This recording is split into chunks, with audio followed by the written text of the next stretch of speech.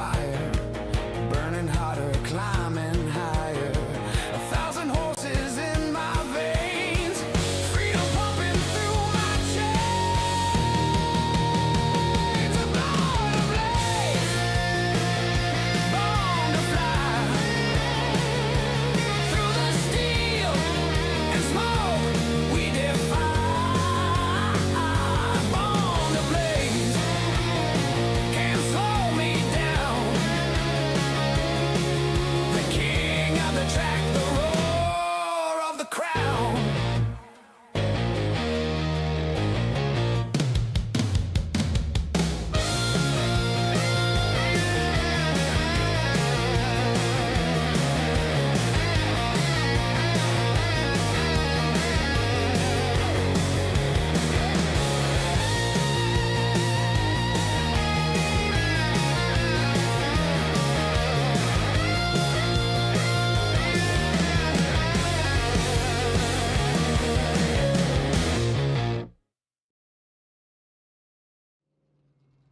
Welcome to DRSN.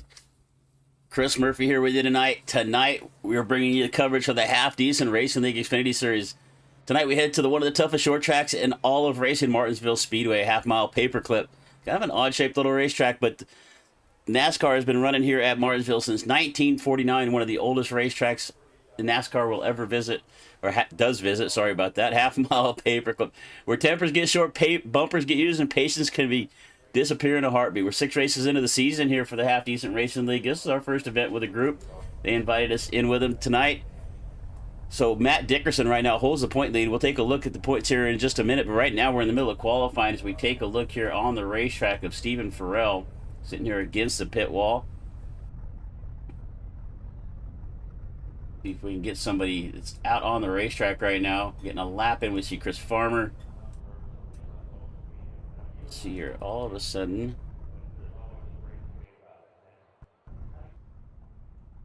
so my camera selections are not working here, so we gotta figure out what's going on here real quick. A little bugged out. We're not able to select any drivers, so we'll see what happens here. But right now, we can see Cliff Adams out on the racetrack.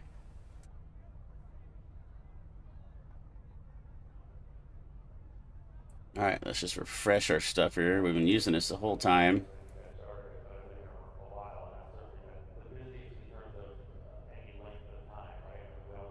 Interesting. All right, we're going to restart some software here to get going here. But right now, you can see the qualifying times up on the board. Gardner right now with fast time. Adams right there in second. Zerhoff, Farrell, and Farmer.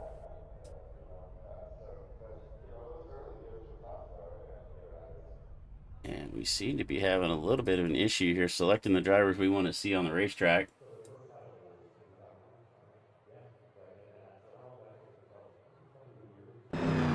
See Matt Dickerson out here, the 44, our points leader, is going to go second on the top, up on the timing charts right now with Gardner still at the top. So my name's Chris Murphy, happy to be here with you. I can't even say my own name right now. His last name is Murphy, sorry about that. But woke up a little cold this morning, so my voice kind of sounds a little odd. That's why it is right now. But right now it's Colton Gardner at the top of the charts. Let's see here.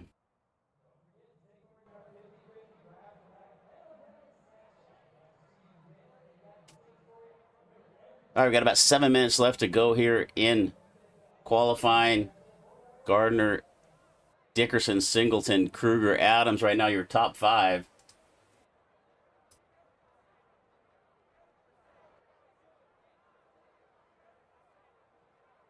Just a little technical difficulties here. We're having trouble switching cameras from driver to driver, so we're going to see if we can fix that here real quick.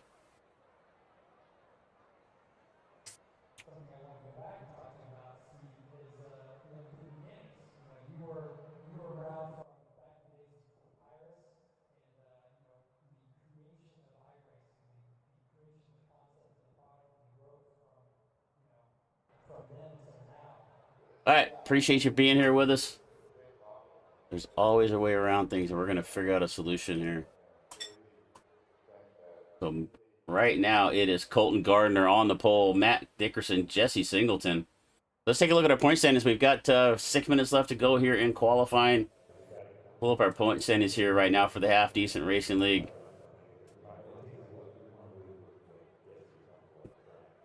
All right, see if that'll pull up for us. He's just not wanting to cooperate with us this evening. That's why we get on early and test some stuff out. But we'll bring you some good coverage here before this is over. We'll figure out our technical difficulties the way I always do. As we can see, we've got a good field of cars here. We see 23 cars. So first time we've been here with the Half Decent Racing League. They're going to run two stages tonight. So stage that was 60 and 120. There's our point standings popping up. Matt Dickerson, 3 wins on the season for Matt, 333 total points. Jesse Singleton right there behind him in second, 47 points back, and it's Cliff Adams, Zachary Steele, Jacob Barker, Charlie Boland, Aiden O'Neill, Shane Williams, Cody Zuroff, TJ Williams, Connor Fuse, Benedict Ringer, Dylan McLean, Preston Brown, and Chris Farmer. That is going to round out our top 15 in points here for the Half Decent Race League. 6 races in. This is race number 7 on the season. And this is the I Need an Infield Hot Dog 110 from Martinsville Speedway, brought to us by Ron Mason. Is it Masonry? I gotta find my note here real quick. Brought to us by Ron Kendall Masonry. I knew there was a Ron in there somewhere. So Ron Kendall's bringing us the coverage here of the Half Decent Racing League.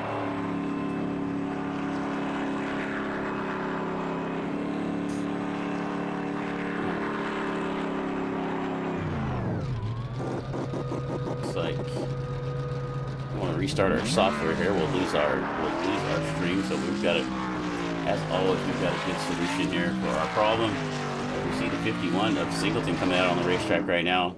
It's just gonna kind of ease out on the racetrack and come to a stop. So we've got drivers meeting going on right now. 4 minutes left to go here in qualifying. Try my best not to cough in your ear, but we do appreciate you being here with us.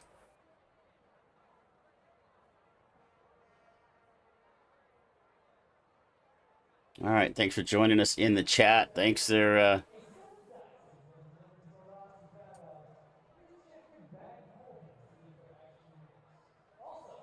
All right, about 3 minutes left to go here, and right now on the pole, or actually it looks like everybody's got their qualifying laps in. We've got 23 cars. I think one of these cars, so something we haven't seen here before. So with a Half Decent Race League, they're going to use what they call a choose car. So you see in NASCAR there's a choose line. We see sprint car racing, there's a choose cone. In Half Decent Racing League, they're going to use a choose car. So what we're going to do when there is a caution coming out somewhere in the middle of this race, which maybe we won't have any, hopefully we don't, but you'll see a little mini stop come out on the track, and that's going to be the choose car. So drivers get to choose top or bottom of the racetrack once we go back to a restart. As we take care of scenic view. Not a very good crowd here tonight at Martinsville. Kind of a lot of empty spots in the grandstands as qualifying is wrapping up here. 2.5 minutes left to go. But while we're getting going here, we're going to bring up our schedule here for the upcoming events here on DRSN. So tonight, as we said, we're covering the here with the Half Decent Race League. Tuesday night we come back in Dirty Old Bastards 360 Sprints, kind of a home thing for us to get back to some dirt racing on Tuesday night, 9 o'clock Eastern. Then we come back that same Tuesday night, 11 o'clock Eastern with the Western Racing League NASCAR truck season. Next Thursday night we'll be back for the Nitro Zone Racing League, also a truck season, and then back here next Friday night for the next round of the Half Decent Racing League. Got a full slate of events here on DRSN, but if you got a league, you're trying to get some races, special event, whatever you need, reach out to us. We'll find a gap for you somewhere, and we got a couple other guys that can do some work.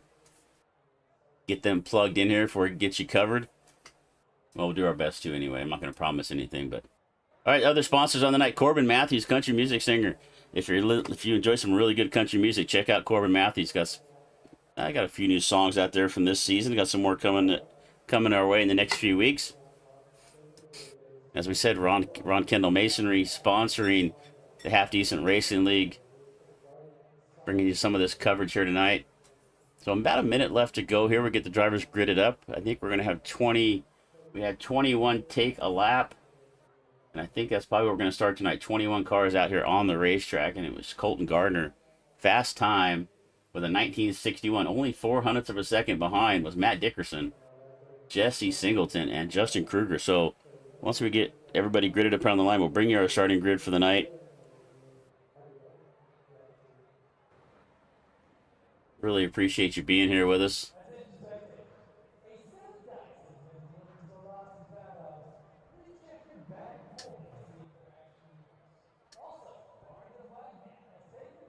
All right, little scenic view around Martinsville Speedway here for the I Need an Infield. You know what? I need an infield hot dog. We come being on the West Coast with these East Coast League running at like 8, 9 o'clock on the East Coast. By the time we walk in the door, we're just getting home from work, so I could use an infield hot dog right now. Where's the concession stand at?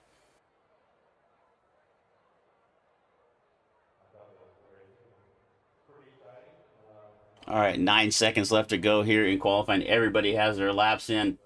Feel pretty tight up in the top, about the top 10 here, separated by just a little bit more than 0.2 of a second. A little gap to the back, but the thing here for Martinsville tonight, it's going to be who can survive the traffic. As it looks like we got quite a disparity, about over a second between first and last, so we might see some light traffic coming up pretty quick on our group.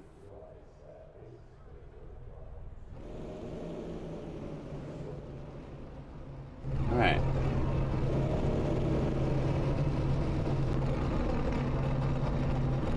As we're getting on the grid, pull up our starting lineup here for tonight at Martinsville for the Half Decent Racing League. On the pole, in the 41, Colton Gardner. To his outside, Vortex Motorsports driver number 44, our points leader. That is going to be Matt Dickerson, going back to row number 2, starting in the 3rd spot. Jesse Singleton and Justin Kruger. Another Vortex Motorsports driver in the 5th spot, Cliff Adams. CG Motorsports driver Cody Zerhoff to his outside. Back to row number 4, starting 7th, Stephen Farrell and Chris Farmer. Charlie Boland in the CJ Motorsports, starting the 9th spot, back to 10th. The O'Neill Racing driver, Aiden O'Neill, back to 11th. Zachary Steele and Jacob Barker to his outside. In the 13th starting spot, Eli Stack and Todd Russ. We get back to row number 8. Starting in 15th is Connor Fuge and Brendan McHugh. In the 17th starting spot, it's TJ Williams in a Blue Ridge Racing number 98, and it's Timu Joe Gibbs, driver Kyle Saha, as I was corrected, starting in 18th. Get back to row number 10. In the 19th starting spot, I like that Mountain Dew throwback number 52 of Jack Robbins, Matthew Hobbs to his outside. In the 21st starting spot is Shane Williams, and there's our cone car driver Corey Bodinot. Go with Bodinot. That is going to be our 21 starters here for Martinsville for the Half Decent Racing League.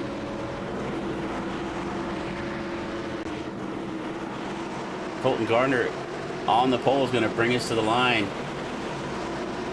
We'll go around here one more time down the back straightaway here. So one more lap around. Let's see, we got Turnpike. I'm here to root against Jacob Barker. Well, it's never healthy to root against anybody, so just telling you there. But appreciate you being there with us in the chat. Colton Gardner out front. Dickerson to his outside. We're going to come off of turn number 4. We're going to go green flag. Green flag is in the air. We're going to go around one more time. Oh, late start there. Green flag's in the air now for Gardner. Dickerson up in the second, stuck up on the outside, that 51 car of Singleton trying to get down around the bottom of the racetrack. Gardner with a good jump right here. Dickerson's going to fall back just a little bit, but he's able to get down to the bottom of the racetrack. Here comes the 80 at Cliff Adams. Gives the 51 a little bit of a nose up the racetrack. As Singleton starts to fall back on the outside, he's kind of stuck out there in no man's land. Here comes the 120 of Farrell now by him. It looks like also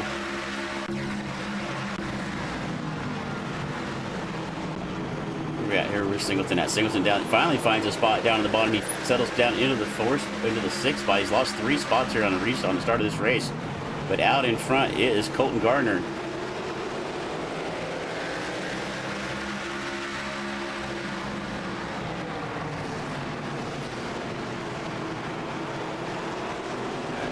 Stuff set up here on our screen. All right, so Gardner with the lead, and we got a first caution flag. It looks like it may be involving Connor Fuge. He's already jumped into the pits. Eli Stack may be involved here. It looks like You see the 9 and the 98 piled up here on the back, on the front straightaway here. The 9 getting rolling, a little bit of damage here on the left front. It looks like the 98 also with some damage here of TJ Williams. We'll see if we can see what happened. I see a bunch of people involved in this.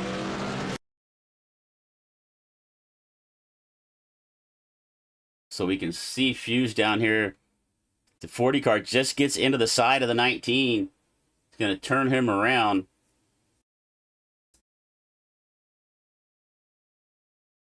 And then we're going to see the 19 just kind of roll down to the bottom of the racetrack, collects the 11. He's going to come in there. We'll see who else gets involved here. I think it might have been a separate incident on the front straightaway as we take a look at Eli's stack here. We go back to live time. Don't understand why this is not working. All right, sorry about that. All right. So first caution flag here on lap number 6. Going to have to leave Colton Gardner out in front. Dickerson, Adams.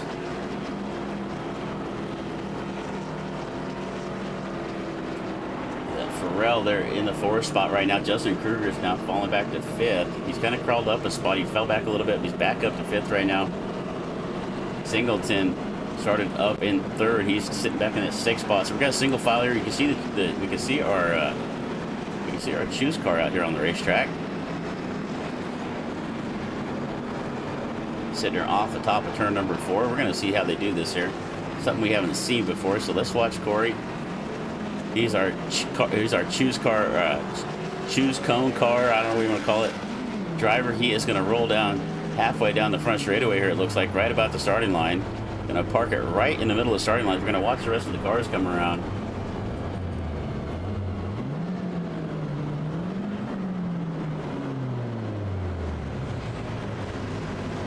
Just see how this works out. As our leader's now coming up to the back of the choose car off of turn number 4. Pace car is going to go by. You can see Gardner go to the bottom of the racetrack. You can see a bunch of guys taking the bottom. 51 going to the bottom. Not too many guys taking the outside of the racetrack here.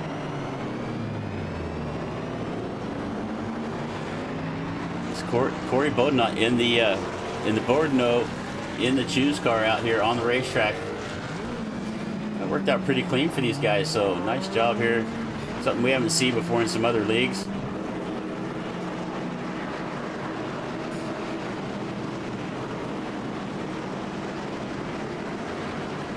Andrew Saha in the chat over there. Hope he's not looking at the chat in the YouTube while he's racing out here on the racetrack. But Saha back there in the 20th spot right now. Looks like he's had a little bit of damage. He's in the pit for quite a while. 1 minute and 20 seconds.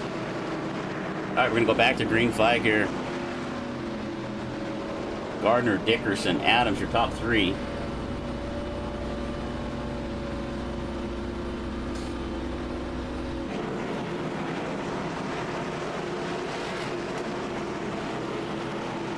Halfway down the back straight, they're going to roll into turn number 3. Let's see if Gardner can get a good jump here. I'm so kind of surprised Dickerson took that outside. He just about got hung up out there on that first start of the race, but was able to find the bottom of the racetrack.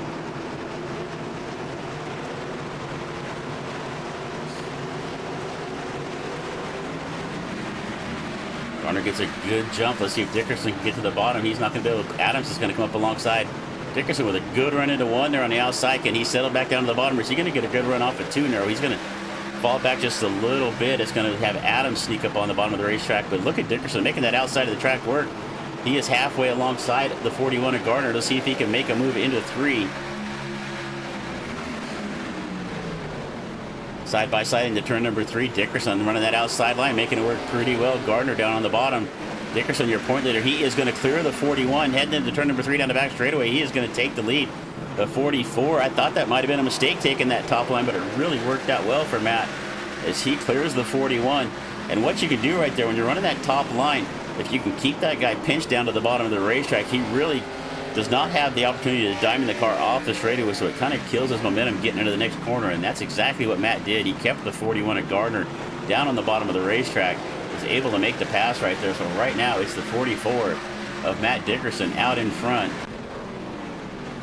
Colton Gardner in second. Cliff Adams, Stephen Farrell, Justin Kruger, and Jesse Singleton. As we jump inside here with Matt Dickerson for about half a lap. I need an infield hot dog 110 here from Martinsville. Oh, that was Colton Gardner getting a little bit loose right there. He's going to give up second to Adams. See if we can see what happened right there to Gardner. He gets it gathered back up. I think he just kind of got a little loose off the corner, got up into the outside wall. Adams able to get by him for second, and Adams actually starting to run down our leader here. Got 0.4 of a second back. We'll take a look at our last time by, and Adams actually was about 1/10 of a second faster than Matt Dickerson. But Adams starting to put some pressure here on our leader. Right now, the 80 of Cliff Adams is the fastest car on the racetrack. And we've got our second caution. And it looks like it might be Williams involved. We see 11 kind of come piling in there late, the 32 and the 25. So that's Brendan McHugh, Shane Williams involved in this. See if we can go back and see what happened. Look like maybe Jacob Barker also involved. Caution number 2 here on lap 16 of 210 laps tonight. We'll see what happened to Barker. Barker gets down into the corner. It looks like maybe he just locks the brakes up, gets into the back of the 12. Excuse me, that's the 32 of McHugh, sorry, behind Barker. So Barker in the 12 gets turned around by the 32 right there. Slides up the racetrack, and the 25 is just going to... Actually, the 25 does a good job of getting stopped right there. Not making any contact. So that's Shane Williams, but it's a 32. Still kind of giving the 12 a push right there as they get going, but here comes the 25. He is going to get rolling again, so a nice job of getting woed up right there, not getting involved in the caution. All right, so we're going to see if anybody takes advantage of a pit stop. I think we got a little communication from our race control earlier. I think they're looking at, what do we have here? About 140 laps if they ran green all the way through, but I don't think we're going to see that. So we're probably going to see multiple cautions there. We'll probably see drivers taking multiple stops here to take on tires. Tires are pretty abrasive here, or the track is pretty abrasive here at Martinsville. We'll use up some tires, but if we keep having these short runs of just 4 or 5 laps here or 4 or 5 laps there, you know, it's not going to put a lot of wear on these tires. So we'll see how this plays out for the drivers. All right, it looks like we got Andrew Saha's brother in the YouTube chat. Thanks, buddy. Appreciate you using Andrew's login there. I don't know, so it says Andrew on my screen. So appreciate you jumping in there. Appreciate everybody joining us here on DRSN tonight. If you haven't already subscribed, please do. And it looks like the 98 of TJ Williams is going to be the lucky dog here. He's going to get a wave around here, get himself back on the lead lap.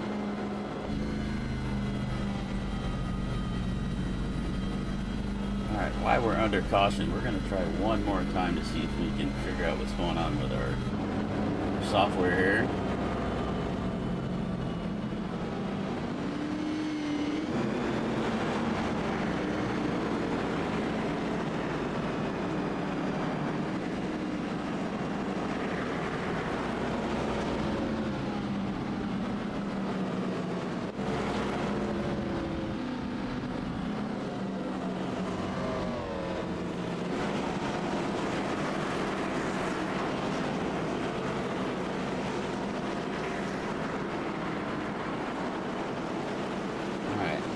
We may have fixed part of our problem.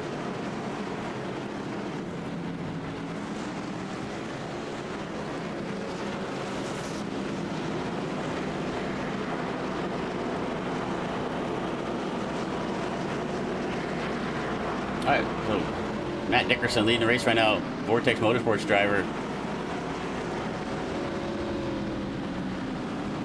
Out in front, and let's see if we can take a look here. Where are we at on the racetrack? Coming in the back straight. So we'll see if we can take a look at the Vortex Motorsports teammates. Matt Dickerson, Cliff Adams, Stephen Farrell right now. Right there, first, third, and fourth. So Vortex real strong right now. 3 in the top 4.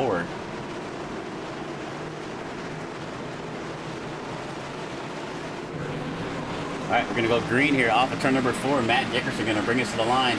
Justin Kruger to his outside. Cliff Adams in the 80. Cliff's look really strong here.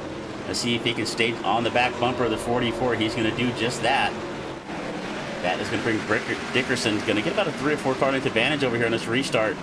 But Adams was looking really good there after about 3 or 4 laps into that last run. So let's see if he starts reeling in that 44.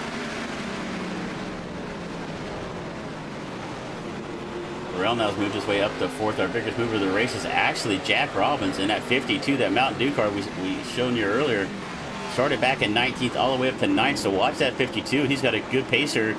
Kind of gets in a little deep, gets into the back of the 5 right there of Bowling. But no harm, no foul. They're still going. You're going to see a lot of bumpers used here tonight. And here comes Matt Dickerson in the 44. Still out in front of this thing, but the 80 of Cliff Adams is right there with him.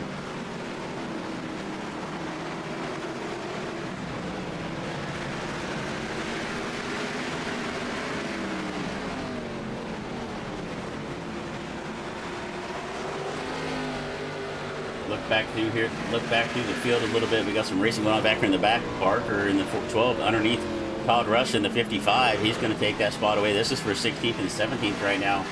Back up to the front, Cody Zerhoff able to make his way around Stephen Farrell. We jump in the car with Cody. He has now moved up into the 5th spot. Looking back here at the Steve Farrell right now, falling back a spot back to 6th.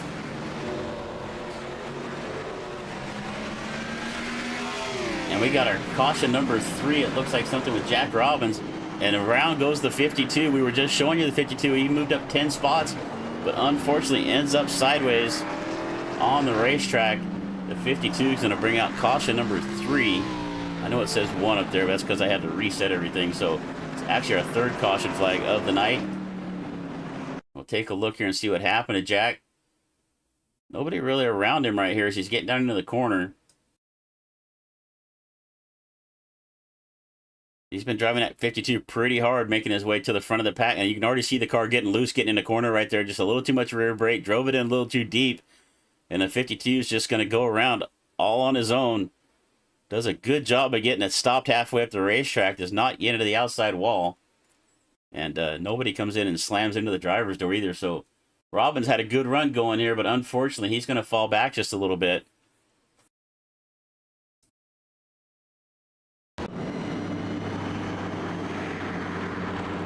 All right, caution flag out, 3rd caution of the night. We're going to take a quick break. I need to get a couple more things set here, so we're going to bring you a quick little break here from AI Chief. If you're looking for some software to help you crew chief on your car, check out AI Chief. We're going to be right back. Are watching Precision Entertainment. Let's take a quick break from the action of the Cyber Thunder Rush Championship Series, presented by me, AI Chief. Now, driver. While the field gets sorted out and someone out there is still trying to find reverse, let me ask you a question. Have you ever been in the middle of a race and thought, man, I really wish someone in my headset would tell me what the hell is going on? Maybe you're running out of fuel. Maybe the leader is about to lap you. Maybe you just wrecked half the field and you're pretending it wasn't your fault. Well, driver, that's where I come in. AI Chief. Your personal crew chief, race strategist, motivator, and occasionally the only voice of reason between you and the outside wall. With AI Chief you get live race strategy, fuel and pit calls, real-time race updates, savage coaching when you start doing something dumb, and trust me, based on what I've seen out there tonight, some of you really need the help. AI Chief doesn't just tell you when to pit, he tells you when to save fuel, when to push, and when to maybe, just maybe, stop trying to go 3 wide into turn 1. So if you're tired of racing blind, and you'd like a crew chief that actually knows what he's doing, head over to AIChiefRacing.com and let Chief get you sorted out. Because the only thing worse than wrecking is wrecking without knowing why. AI Chief, I've got your back. Now let's get back to the action.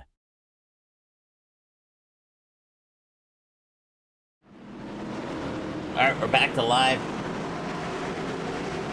for the Half Decent Racing League. We are on lap number 31 of 210, our 3rd caution flag of the night. Matt Dickerson, our points leader. Matt's won 3 races out of the 6 races they've ran so far.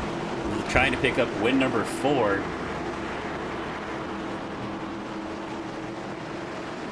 Another little toy here we're going to bring you here with our full tower. When we come back to green, we're going to have watch Matt Dickerson come up through the gears right here. Green flag is in there. He's on the throttle. Up into 3rd, up into 4th before he even makes his way into the 1st corner. But he's got the 80 all up on the back bumper right there. And look at the Farrell in the 129 trying to make that outside line work. Stephen Farrell trying to get around that outside. He saw Dickerson do that earlier. Can he make it work here for a couple of laps? No, it's starting to fall back just a little bit. Drifts up off of turn number 4. Loses a little bit of ground. He is going to try to fall down behind the 80. Oh, just barely able to squeeze down in front.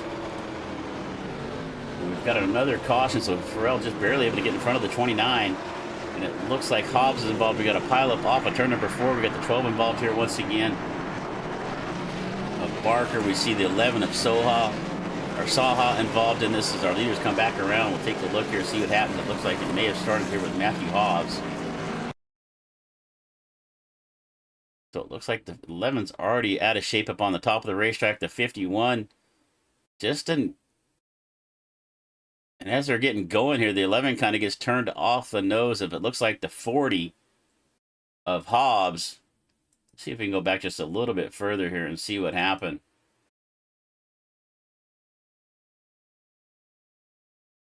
So the 51 had stuck his nose up underneath of the 31 right there, gets going again, and as he's getting back onto the racetrack, he comes up and catches the 40 of Hobbs, who then gets up into the outside of the 11 of Saha, who then turns off the nose, catches the 12, and then it just keeps going from there. So Saha letting the car roll back. He does a little more damage there to the 12 as he rolls into the right rear quarter. But we got some drivers who are able to get stopped back there. You can see the 40 of Matthew Hobbs after getting kind of involved in this to start with. We'll take one more look at it here from the chase cam. And the 40 of Hobbs just gets right into the back of the 51, gets him sideways. 51 does the 50 of Singleton does a good job of saving it right there. But as he comes back up the racetrack, the 40 is still there to his outside quarter. And then it just keeps going from there. So you're gonna see that a lot here at Martinsville. Somebody just gets in the corner just a little bit deeper than the guy in front of him. And it just doesn't take much contact to get the guy in front of you turned around. All right, caution number 4. As we are, let's see here.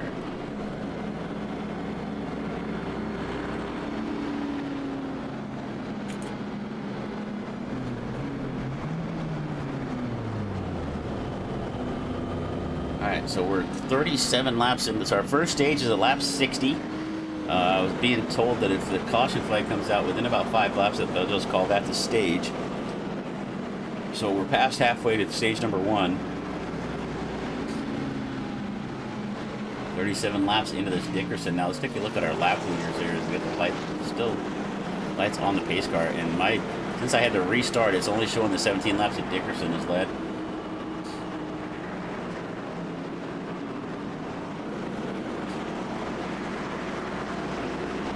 Dickerson has led since lap number 20. Before that, it was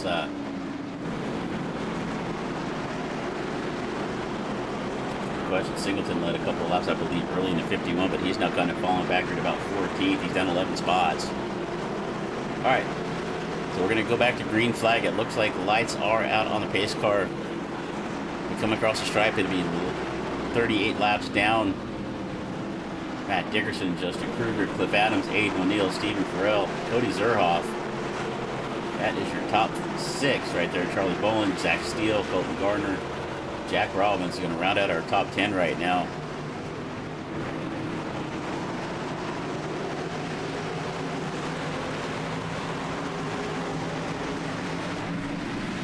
Coming to the line, it's going to be Matt Dickerson. Black flag for Cliff Adams. Adams with a black flag. Let's see if they clear that.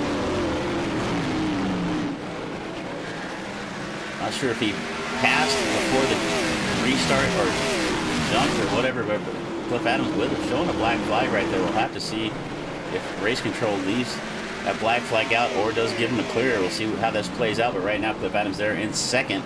He's got around Justin Kruger.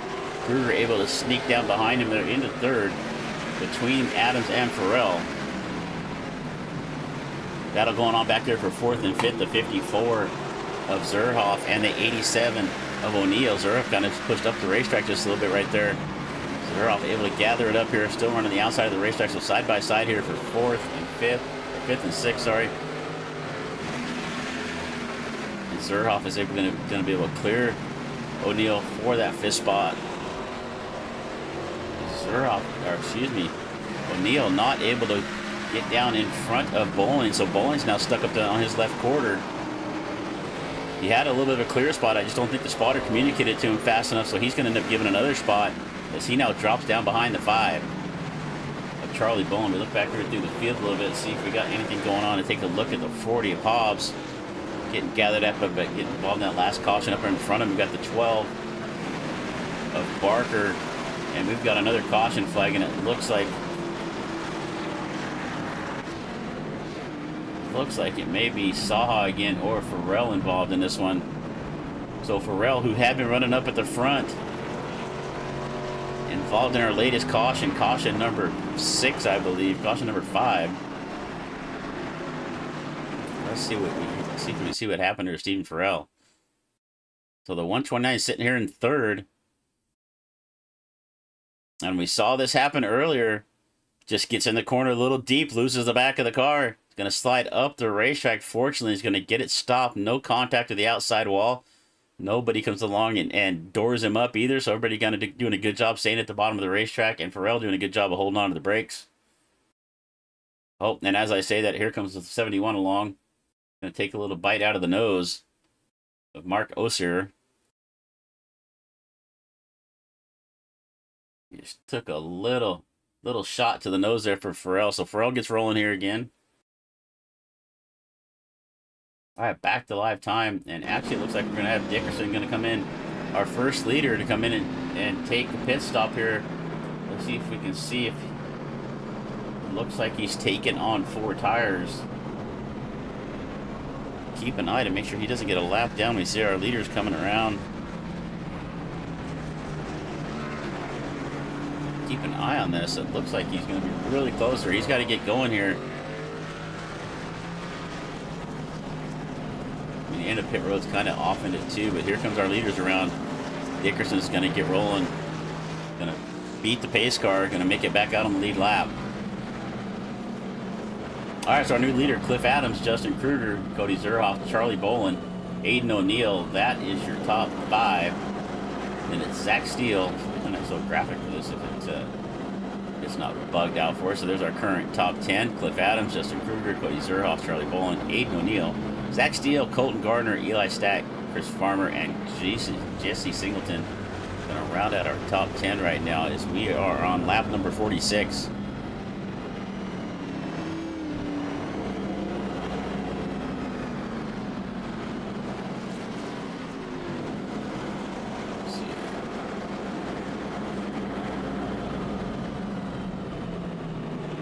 Alright, so stage number 1, lap 47, lap 60 is supposed to be the end of stage number 1.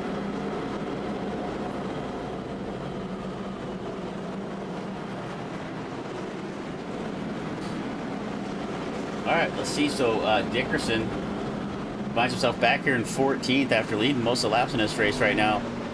In the 44, let's see what he does with those fresh tires. He was in the pits for about 30 seconds, so it must have taken a little damage somewhere along the way and took 4 tires on. So we'll see if Dickerson can charge his way up through here.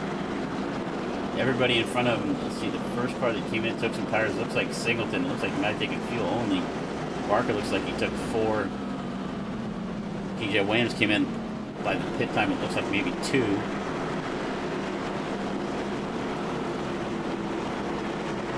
Alright, pace car's going to pull down off of turn number 4. Actually, heading into turn number 3, and it's going to be Cliff Adams bringing us to the line.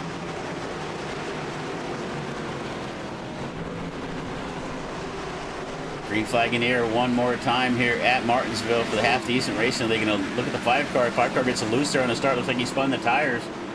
Bowling going to fall back a couple of spots right now. We're 3 wide here. You don't really want to be 3 wide on the start here at Martinsville, but they're going to get it shaped up pretty good. Everybody getting straightened out here. We're down to double file now. The 88 down on the bottom of the racetrack of Steele. He's up alongside of Stack. That's for the fifth spot right now.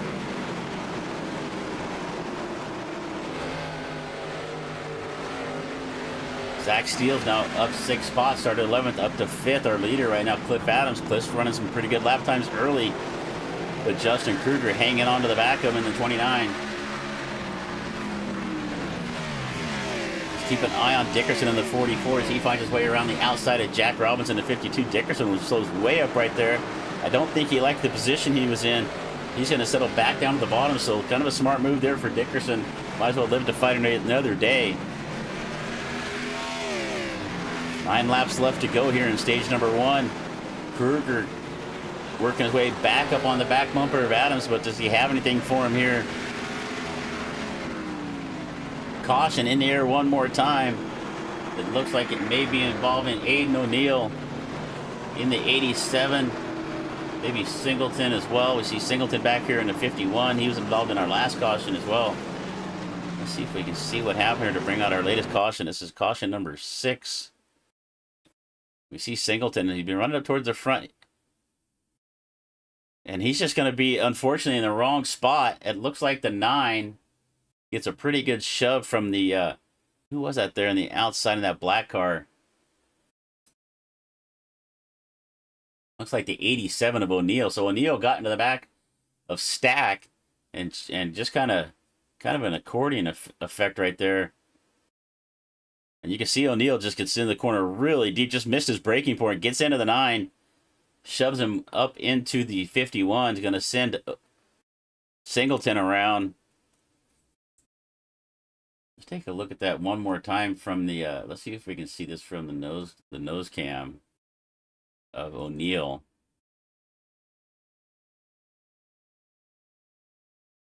And I don't know if the 9 car did check up a little bit more than maybe he expected right there. Does a good job of not punishing the 51 anymore by getting to the door right there. But it looks like maybe the 9 checked up a little more than expected. O'Neill just gets into his back bumper, shoves him up into the 51, turns Singleton around. So Singleton involved in another caution here, not really of his doing.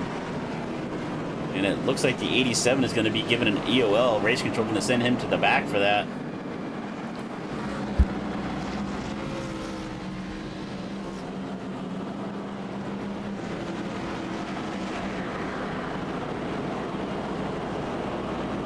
All right, so Choose car making his way out onto the racetrack.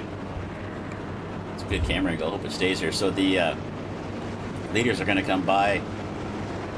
Going to choose the boss. Looks like Cliff Adams going to take the bottom of the racetrack. Kruger going to follow him down there. Zerhoff as well. Who's going to be the first car to take the top? It looks like the 88 of Steele. Steele going to go to the top of the racetrack. Going to put himself outside the front row, even though he's back to running about 6th at the time. Dickerson falling back again there real quick. I'm not sure what's going on with Matt Dickerson.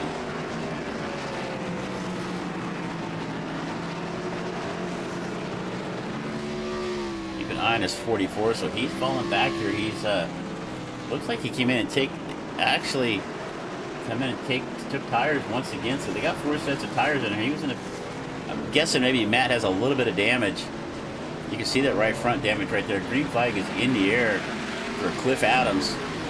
Zachary Steele.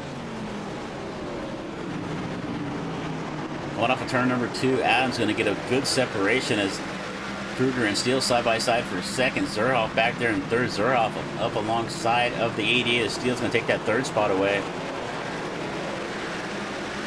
And I think I saw Dickerson get into the outside wall, so things are not working out well for the 44 as we have got another caution flag, and I'm not sure what that was for.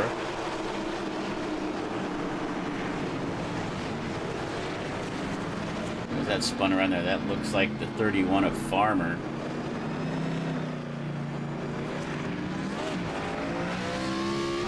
All right, 7th caution flag of the night. Let's see if we can see what happened here to Farmer. Let's back that up here one more time. If I was on the camera I wanted to be on, that would be pleasant. Here we go. All right, let's do it one more time here.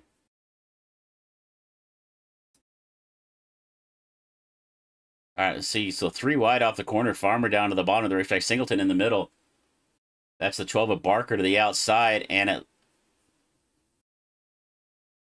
the 31 just goes off the nose of the 51. Take one more look at that here and see if we can see exactly what happened. So you can see Farmer, they're 3 wide right here. I don't know if Farmer really realizes they're 3 wide, or I think he'd have given him a little bit more space.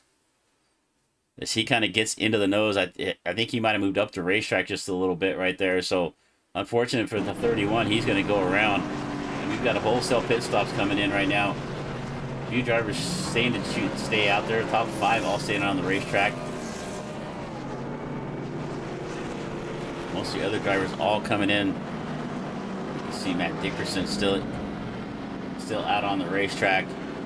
Cliff Adams is going to hold on to the lead right here, but he's yet to make a pit stop. 60 laps into this race, so that's actually going to be the end of stage number 1.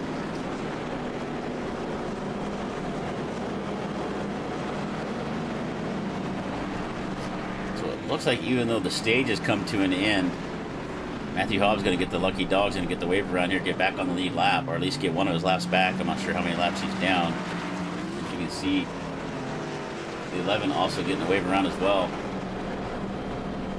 Kyle Sahat. Alright. Cliff Adams, Justin Kruger, Cody Zerhoff, Charlie Bowen, Colton Gardner, your top 5 out there.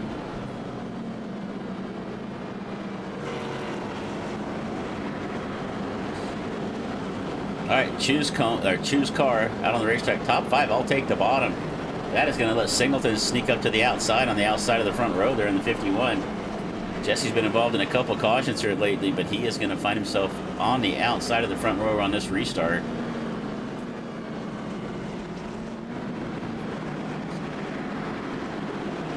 '88 of Steele also going to take the outside line.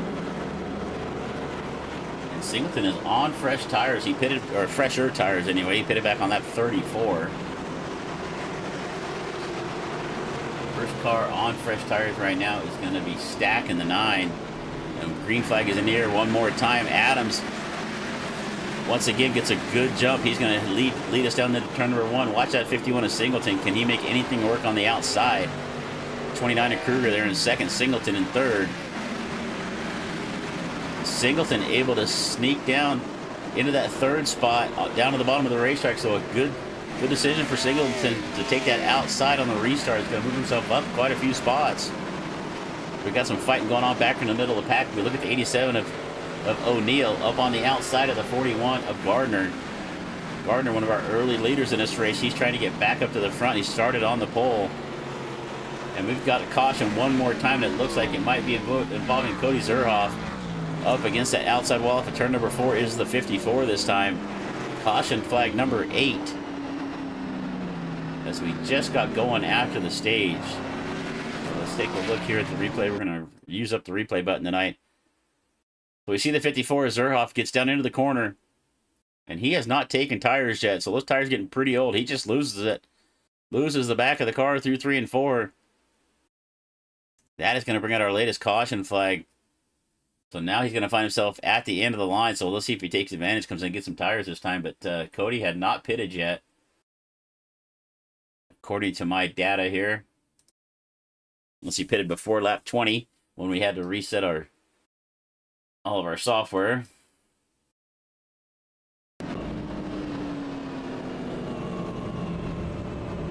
Alright, so let's take a look at some of our teams out here. Let's see how the Vortex Motorsports team is doing. Cliff Adams, Matt Dickerson, Stephen Farrell running first, 18th and 19th. Street Revolution Motorsports of Jesse Singleton. The CZ Motorsports team of Zach Steele, Charlie Bowen, Todd Rush, and Cody Zerhoff. They got 2 cars up in the top 5 right now. Let's see who else we got. Smoky Mountain Racing here of Colton Gardner. O'Neill Racing of Aiden O'Neill. He's all by himself out here tonight. The Ohio Sim Syndicate of Shane Williams. And Blue Ridge Racing drivers Jacob Barker and Connor Fuge. And that looks like about it. We had some other stuff up for you, but looks like we lost a few of our graphics. So, all right, Cliff Adams still out in front. He's now led 26 laps of this race, so our most laps led here by Cliff Adams in the 80. He's got Matt Dickerson. Matt's fallen back to about 17th right now, so we're going to see how this works out for Matt. He's a little bit different pit strategy than some of the other drivers, so we'll see how this plays out for him. But Adams and Kruger have still yet to pit in this race, as we're going to go to the choose car one more time. Steele going to go to the outside. This time Singleton's going to stay at the bottom, as he's got himself up there, and it looks like about 5th right now as it's going to shake out. Watch that 9-car RV Life stack. He's got fresh tires, so does Steele. So Steele and Stack both pitted on lap 59. Much fresher tires than everybody else up here in the front, so let's see how this works out on this restart.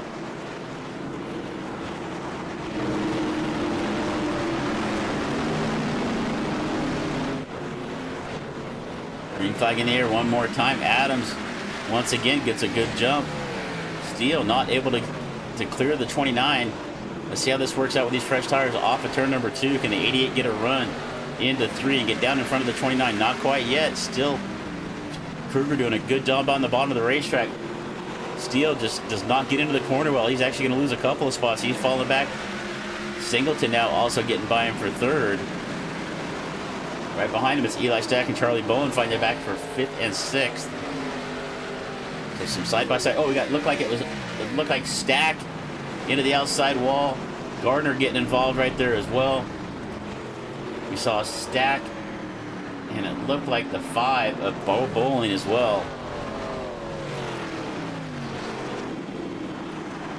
Gardner's going to EOL. We got a meatball flag for the 12 of Barker.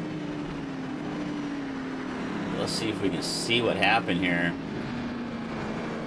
Caution flag came out pretty quick there. And Bowling's already in the wall right there. I guess the only option I have to do is rewind, which I don't like to do, but let's see what happens. They come off of turn number 2. Looks like the 9 might have got a little bit loose. Come down and caught that right rear quarter. See if we can find a little bit different angle of that. Let's see if we can get the chase cam here from the 9.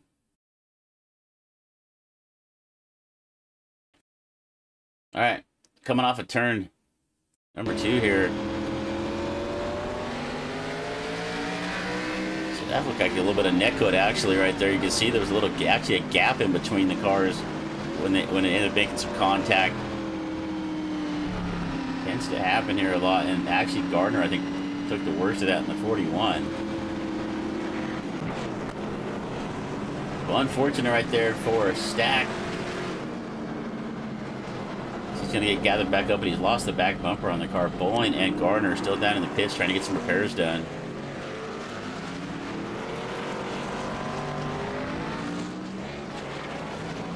So it kind of looked like maybe Stack got a little bit loose and caught that right rear quarter, but at the same time, I thought they did a pretty good job right there because we looked at the replay from that chase cam, and it actually looked like there was a little gap between the cars, so maybe a little net code comes into play there.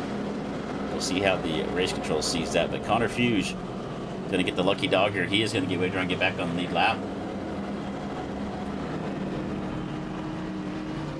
At least that's what my dad is telling me, but he does not look like he's the first car lap down. But you're involved in the caution in our chase, our cone car there, Udno.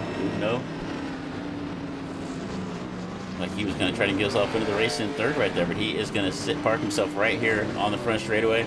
Looks like he was a little slow to the take to get out here.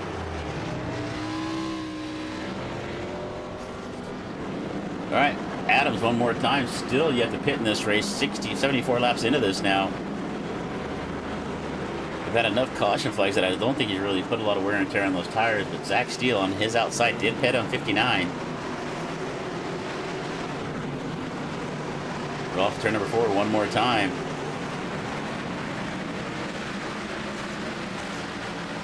Black flags flying in the air right there for Steele. I'm not sure what that was about, but we'll see if they clear those off. We did see them do that earlier.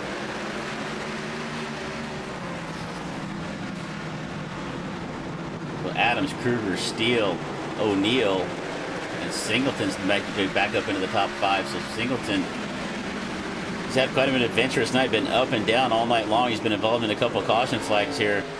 Looks like only about maybe our top 4 have not been involved in some kind of a caution. It looks like Stack got a little bit loose back here. They're going to be 3 wide into the corner, the 54 down to the bottom, and another incident right here. It looks like it might have involved Todd Rush.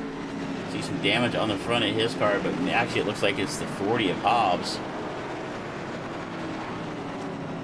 Farrell with an EOL here. So it looks like Farrell and Hobbs may be involved in this one. We'll take another look.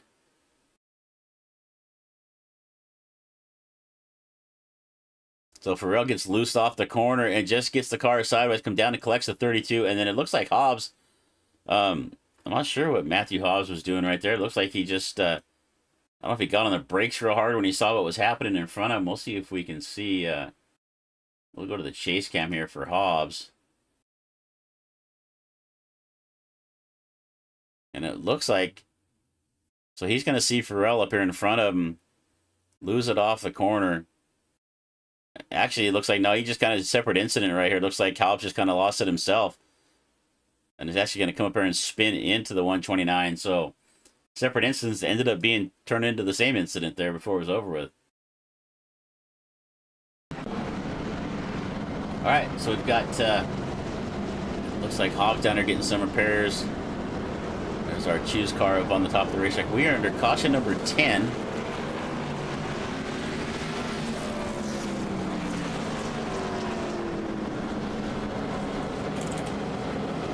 Let's see if this works out here. All right, Cliff Adams still our leader, still yet to pit. Only him and Justin Kruger have not pitted. Actually, Colton Gardner may not have pitted either, but Adams and Kruger have not pitted, according to my information. Keeps telling me that Connor Fuse is the lucky dog, but I don't think that's true, so we're going to turn that off. Now he might be the first car lap down. Let's see if he gets his spot back here, gets a lead. Gets a wave around here. Doesn't look like it. Alright, lights are on the pace car. We've got the choose car on the racetrack. You can see everybody taking the top or the bottom wherever they want to go. Dickerson's still back here into 44. We'll be keeping an eye on him, but he's not really made up a lot of ground. He's only back up to 10th right now. Your points leader, he's won half the races this season. Only, looks like maybe up to 8th now, the way this is going to shake out with everybody taking the top or the bottom of the racetrack. So, going to restart back there in the, actually, look, going to restart down in the 7th spot down at the bottom of the racetrack. So, we're going to come to green here off of turn number 4. Adams, O'Neill, Kruger, Williams.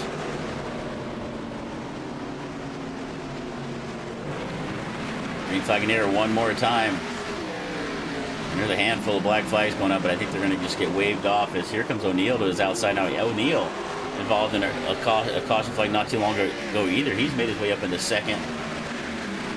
But he's got the 29 of Kruger to his inside. Not able to find his way down to the bottom of the racetrack. O'Neill stuck up on the outside. He's also got Shane Williams on the 25 up along his left quarter. But he's going to get O'Neill able to find a way into the bottom of the racetrack, but unfortunately drives the car in deep to try to clear Williams, but at the same time catches the back of Kruger. So I think O'Neill just got a little focus trying to get to the bottom of the racetrack, and he did clear Williams, but unfortunately got in a little deep and got into the back of the 29.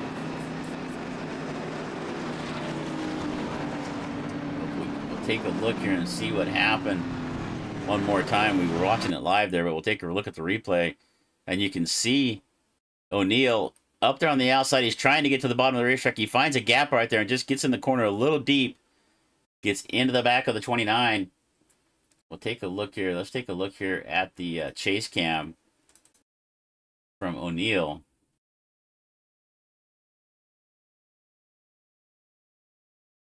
Yeah, he just gets in the corner a little too hard. Tries to get stopped, but just can't do it and gets into the 29. Going to send Kruger around. Kruger actually makes contact with the outside wall as well.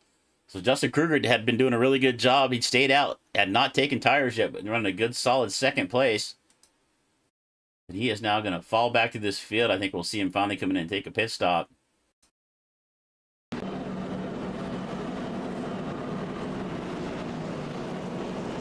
right, we see Connor Fuse going around. We're getting a wave around here. All right, so back up to the front is Cliff Adams. He has led most laps of this race now. Cliff Adams now led 44. Let's take a look at our biggest gainers of the race. Shane Williams up 19 spots. Started back in 21st all the way up to 2nd. Mark Osier up 14 positions up to 9th. Jack Robbins, Zach Steele, and Eli Stacks up 7 spots right now. So that's your biggest movers of the race.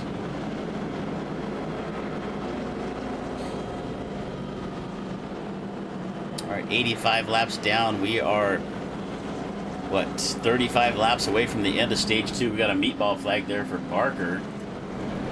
Barker looks to be smoking pretty heavily in the 12. He's down on pit road. And here comes our choose cone one more time, or choose car one more time. Everybody wants the bottom of the racetrack. It looks like our first car to the top might have been 44 Dickerson. Actually, no, the 25 of Williams also going up there. So the 44 is working his way back up to the front. It's taken him a little while to get here, but he is back within the side of the lead right now. Let's see what the 25 can do here on the outside of this start. So Adam's still on a hunt. Adam's on a 86-year-old or 86 lap old tires. We're gonna roll off at turn number 4. And Adam's been doing a good job getting some good starts on all these restarts. Williams is going to be able to clear the 88. He's going to get down to the bottom of the racetrack in second. Steele, not with a great jump. Left a big hole there for Williams to get down to the bottom. Dickerson also going to be able to get down to the bottom of the racetrack in fourth. They're side by side right behind him there with Singleton and Farmer. Side by side for 5th and 6th. Zerhoff now in the 6th spot. Right there behind him is the 52 of Robbins. Robbins brought out our first caution of the evening here, and he's getting his way back up to the front now. As he started back there in the 19th spot up to 8th now. So you can see just about every car on the racetrack, with the exclusion of Adams, has some kind of damage. You can see the back bumper of Williams all bent in. Looks like Singleton to take a look to the inside of the 54. He has got the line. Zerhoff saw him come and moved up the racetrack about a groove, gave him that bottom line. The 51 of Singleton is going to be able to take away the 6th spot here. He comes up the racetrack, pushes just a little bit. Zerhoff's doing a really good job trying to pinch him down hard. He's giving him space, but he's not giving him too much space. He's making the 51 work for it here. He's making him keep the car down on the bottom. Wasn't able to back to that through 3 and 4 right there. Actually through 1 and 2, kind of came up and gave him a little bit of shove. So Zerhoff doing a really good job at defending this spot. He's going to get loose right there. He's going to go around the 54 around and into the outside wall. As we were just commending him on his defensive tactics right there. We're doing a really good job, but unfortunately he's going to lose the back of the car, spin it around up into the outside wall. A little bit of damage to the back of the 54. And we are under caution now for the 12th time here on lap number 90. So we're going to step away here one more time with a word from admin box. If you do race control, you're looking for a box to help you, some tools to help you do your race control, even run any of your leagues, any of your races. Check out admin box. Use the code DRSN-BOXX for a discount on your order. We're going to be right back.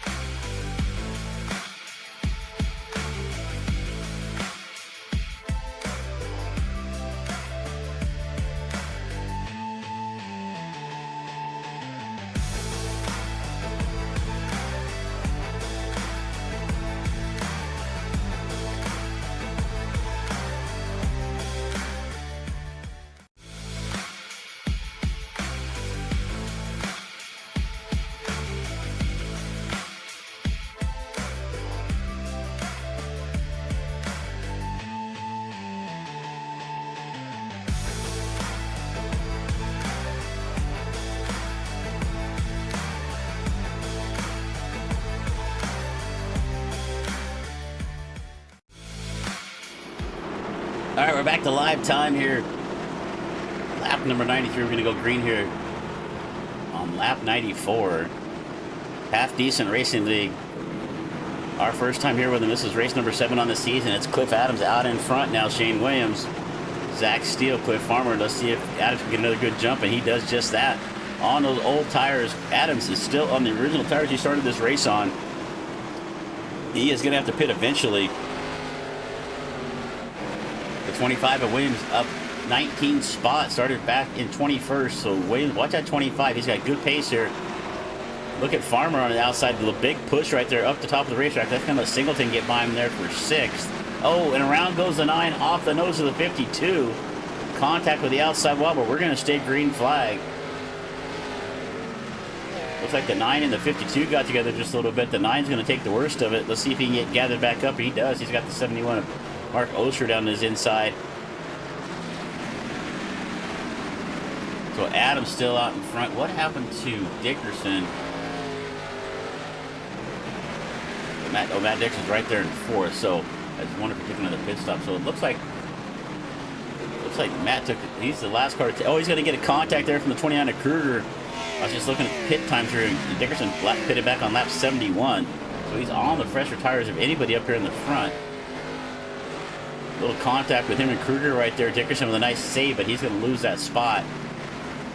Well, not uncommon to see that here in Martinsville. We'll take a look at Farmer and Singleton.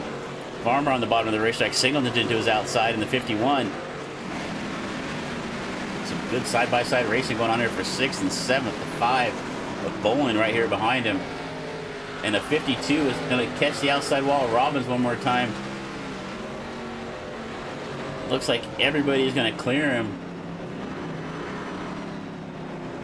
All right, let's see what happened here. I don't know if we didn't catch it live there, so we'll see. Just see him by himself right here on the racetrack. Gets down into the corner and looks like he just kind of overdrives the corner. We saw this happen earlier. Loses the back of the car. He's going to make some contact with the outside wall. So some damage to that right rear of the 52. And as he tries to get going, gets on the throttle a little too hard, spins it around the rest of the way. So Jack Robbins here is bringing out our latest caution.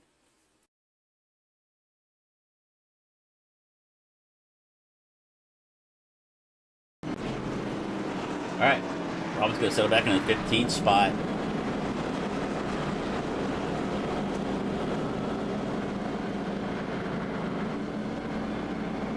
Cliff Adams is still yet to pit. I think he's trying to make one stop out of this. We are at lap 100. Our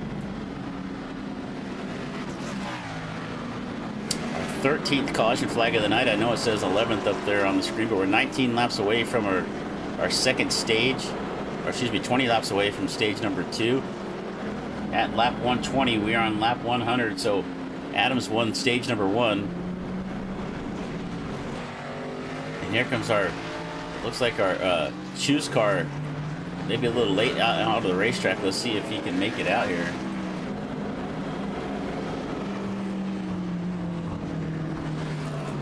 So Corey driving the wheels off the cone car right here, trying to get in position on the front straightaway before the field comes around.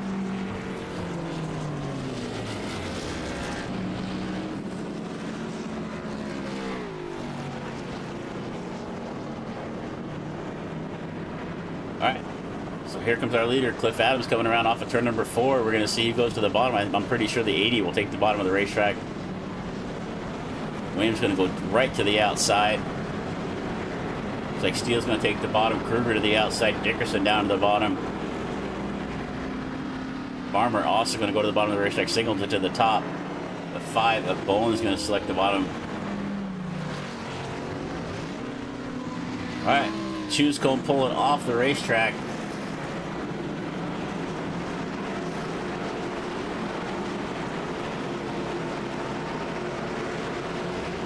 Our TJK hauling and junk removal. You know, I've had many opportunities to call out the caution flag for TGK, and I keep forgetting to do it. So, caution flag brought to you by TGK hauling and junk removal. But we're going to go green here off of turn number 4. It's Cliff Adams and Shane Williams. One more time, Cliff with another good jump. He's going to lead us down into turn number 1. Kruger gets into the back of the 25 just a little bit, right, but no harm, no foul. Kruger now to the outside. Oh, the 88's going to push up right there. This is through the center of the corner. Little contact going on in the back. You're back there with the 71 and the 55 as well.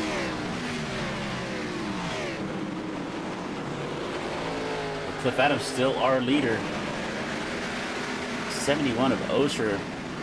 Back here, we're taking a look at him. He's got quite a bit of damage on that race car.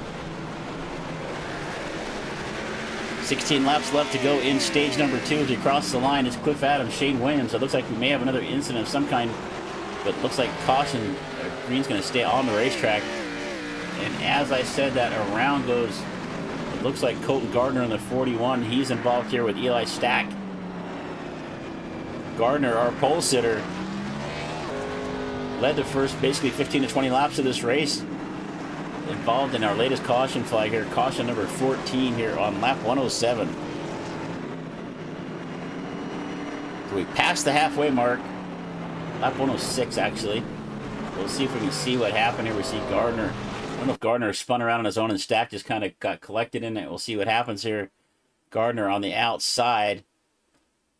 And he does just that, just loses the back of the car, getting in a corner. The 87 does a fantastic job of clearing him down there. So O'Neill, and here comes Stack trying to get woed up, catches the outside wall, slides into the 41. Let's take a look at that from the in-car camera of the 87. Because O'Neill did a really good job here of missing. You can see him come down in the corner. He's right here behind Gardner. And he sees Gardner already getting loose. Gets on the binders hard. You can see the RPMs dropping. It just makes a nice left-hand turn. Not too far down the racetrack to get into the cars on the bottom, but splits the middle there. So nice driving there by O'Neill to miss that. Although he's involved in a couple of our earlier cautions, does a good job of missing the spinning 41. So Gardner still on the lead lap, but he is a victim of our latest caution flag.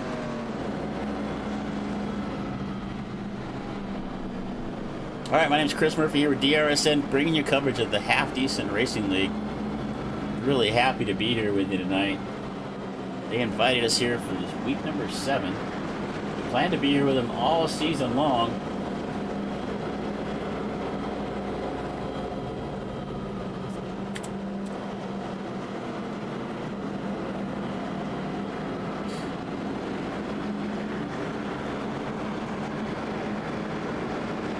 Season runs all the way through October into November. The DRSN will hopefully be bringing you all the coverage.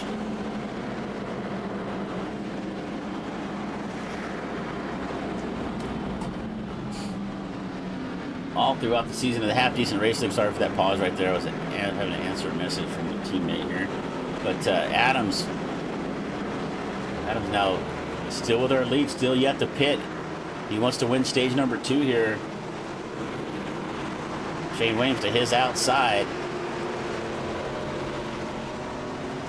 Kruger on the bottom of the racetrack. So Adams, one more time. Adams has been really skillful on these restarts. Once again, he is going to lead us down to turn number 1. Williams trying to find a spot at the bottom. Can't quite clear the 29 of Kruger. Has to settle up on the outside of the racetrack. It's the 25 and the 29 side by side down the back straightaway into turn number 3. Kruger gets in a little deep, pushes up into the 25. But they clear each other off at turn number 4.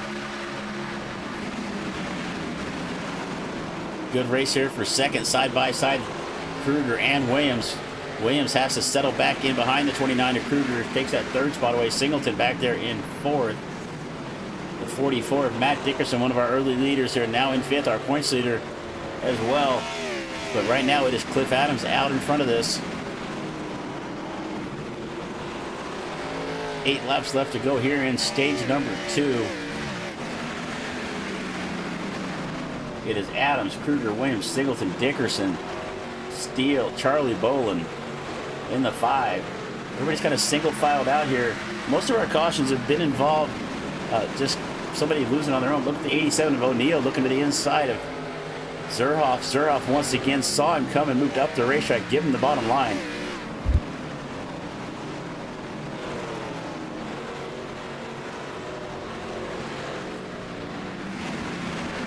So O'Neill able to move up to 9th. He's going to clear Zerhoff for that 9th position. Right there behind him is all those side-by-side racing going on. It looks like the 32. That's a lap car down on the bottom of the racetrack. He gets by 71 of Osher. That's Brendan McHugh. But up front, it is still Cliff Adams. He has controlled this race. Let's see, we take a look at our lap leaders here one more time. Cliff Adams led 75 of the 115 we've completed right now. We've got another caution flag number 15. And that may just be the end of stage 2 as well. We'll see if we can see who's involved. It looks like maybe Todd Rush. Todd Rush stuck here on the outside of the wall in the 55. He's going to get it going here in front of our leaders. All right, let's see if we can see what happened here one more time. Oh, we're going to take a different angle of that one because we came in there a little late. So it looked like the 9 of Stack involved here. Not sure what that was. We're going to have to rewind a little bit more and take a look at that. But Rush nowhere to go. He comes in. Here comes the 41 of Gardner also getting involved. And Rush kind of letting go of the brakes. Is going to slide up the racetrack. And that's going to collect a couple more cars right there. It looks like the 19 of Fuse is going to make his way by. So let's go back and take another look at this. It looks like that's going to be the end of stage number 2. Let's see if we can see what happened to Stack. He comes off the corner. I see what happened now. Got a little loose off the corner. Tried to collect it. Actually drove it into the outside wall. And then the 55 of Rush is going to get into him. Rush rolls up the racetrack. Collects the 12. So unfortunate there event for Barker. Barker involves in another incident. I don't know if there's a way for me to tell incident points or anything, but unfortunate there for Barker. He's been involved in quite a few of these. So it looked like the 9 of Stack just lost it off the corner. And that is going to bring out caution flag number 15. I know the time in the score says 13, but that's a 15th caution flag. And that is going to bring us to stage number 2.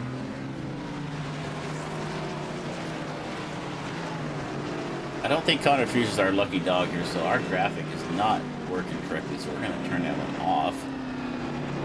Because Connor is on the lead lap right now, up here in 10th, but he is actually going back to EOL here, I'm not quite sure. All right.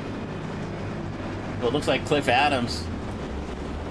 Looks like everybody's going to come in and pit right here, except for Aiden O'Neill. Aiden O'Neill pitted back on lap 100 on one of our other cautions, so he is going to have the lead right now. He is up in front of Jesse Singleton, Cliff Adams. So Cliff Adams going to fall back to 3rd here on this restart. Got some other little cameras. There's some little graphics here to show that we haven't been using. Take a look at O'Neill here.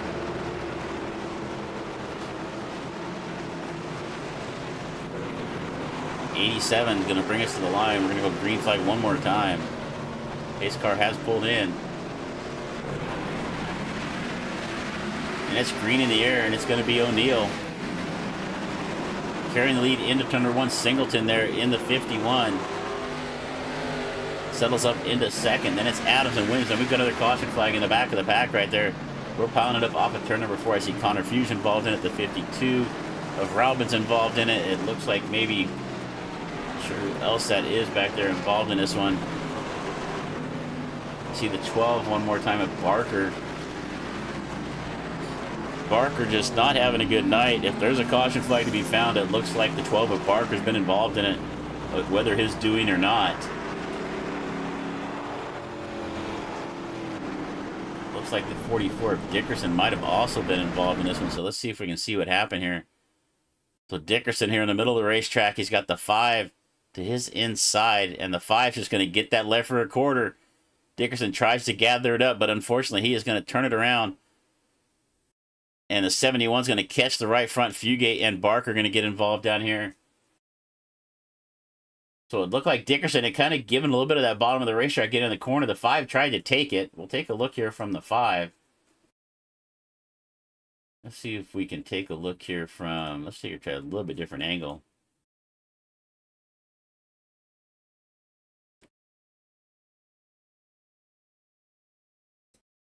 All right, so we can see just a little bit of contact. That's all it really takes. Let's just rewind that just a little bit here. All right, so we can see Bolin right here in the 5. He gets down to the bottom. Dickerson kind of gives him a little bit of the bottom, but then he thinks he's got him clear. Tries to move down right here. And unfortunately, the 5 is just going to catch that left rear quarter, turn Dickerson around. And then we're going to have a few guys pile into the back of this one. So the 19 and the 12 involved.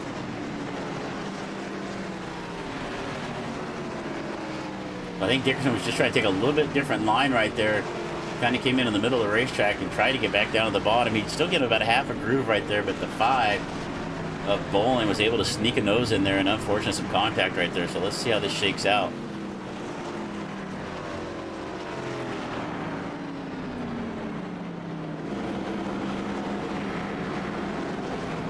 All right, so we're under caution here one more time. We're going to bring up our upcoming schedule here on DRSN. Dirty Old Bastards 360 Sprint Series next Tuesday night.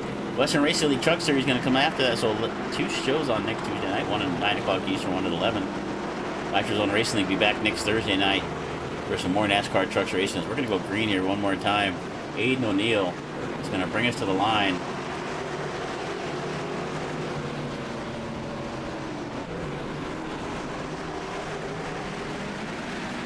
And O'Neill gets a good jump into one, but Singleton right there with him as they head into turn number 1 and 2.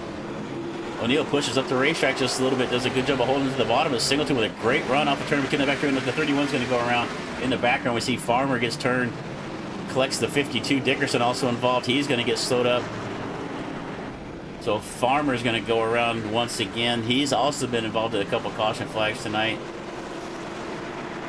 Let's see if we can see what happened here to Chris Farmer.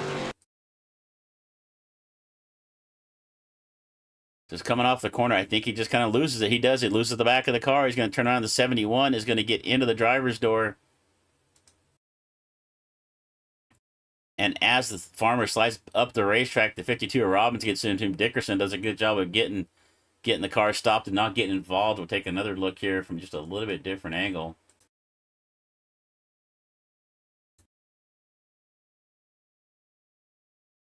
All right, so you see the 31 upon. He's already pushing off the corner, and I think he just tries to yank the car down to the left to stay off the outside wall. Loses the back of it, and the 71 kind of just comes in and finishes him off. The 5 gets into the back of the 98. And just like we see everything here at Martinsville, it's just an accordion effect. Once everybody starts slowing down in front of you, it's pretty tough to get stopped in time. But Dickerson did a really good job there getting stopped and not getting involved. All right, caution flag number 17. 128 laps down, 82 left to go. If my voice is kind of going up and down, I woke up with a little bit of a cold this morning. So thanks for your patience. My name is Chris Murphy, here with DRSN Digital Racing Sports Network, bringing you all the coverage here of the Half Decent Racing League. This is our last event for the weekend. We're going to get settled in and do some house stuff around here for the rest of the weekend, but we're going to bring you the rest of this coverage here. Let's see, we are about a little more than an hour into this race. We started at about 5 minutes to 9 o'clock Eastern time. All right, coming up on the choose car right there, Singleton's going to take the bottom, O'Neill to the bottom. So Singleton, after being involved in quite a few caution flags early on, has found his way to the front. In the 51, he started in 3rd. So had a good qualifying. He's kind of blinking right there. Hopefully that settles down there for the diesel smoke. What's it say on the rest of the car? Dieselsmoke.com. See if we can zero in on it here and see what that says for the sponsor. I can't read it. I'm old, so. All right. Singleton is going to bring us to the green flag off of turn number 4. He's got Cliff Adams. Cliff's led most of the laps in this race. And Adams kind of backed up right there. Let Singleton get away, but that's going to allow Adams to jump down to the bottom of the racetrack because they cleared the 25. Williams on the outside now stuck up there. He's got the 87 of O'Neill to his inside. The 29 of Kruger also getting into this battle. The 87 of O'Neill, you can see he's kind of pushing up through the center of the corner. It gives Williams some space, and that is going to allow Williams to take that 3rd spot away down the front straightaway into turn number 1. So it's Singleton, Adams, and around goes O'Neill. Around goes O'Neill right there, just lost it. We have seen that so many times tonight, just somebody losing the back of the car in the middle of the corner. We are under caution flag one more time. We'll keep an eye on the 87 right here. Gets down in the corner. Let's see. Oh, he's going to get a little tap from the 29. Oh, did not lose it on his own. He had to check up for the 25. You can see he was lifted a little bit, and unfortunately the 29 just did not see that. So what we're going to show you here, we'll jump into the in-car with the 29 car of Kruger. And let's see what he saw here. So you can see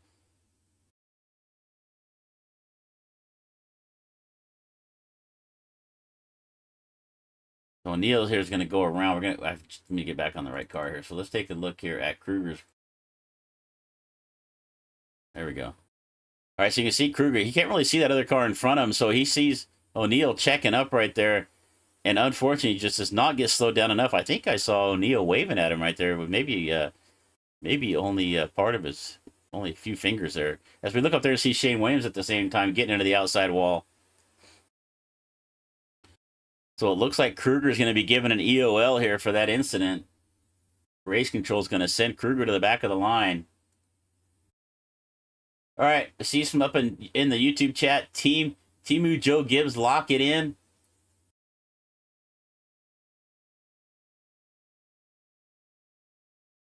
And unfortunately, where is Timu? So most of my team stuff got lost here when we had to reset stuff. So, all right, your leader is going to be the 51 of Singleton. The choose car now out on the racetrack. The leader is going to come around, take a spot, choose the top or the bottom.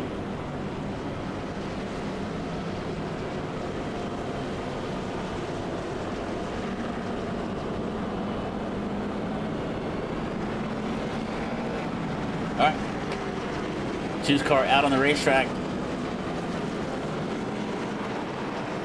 And I think I finally figured out why I'm seeing all these black flags after this, because what's happening, these guys are taking the top and the bottom, so race control's having to clear the black flags every single time when these guys are making up passes here. So we've seen lots of black flags pop up on the screen after the choose car, and it's exactly what it is. So, but Singleton out in front now is going to bring us to the line. Williams on his outside. And green flag is in the air once again. Singleton, Williams, Adams.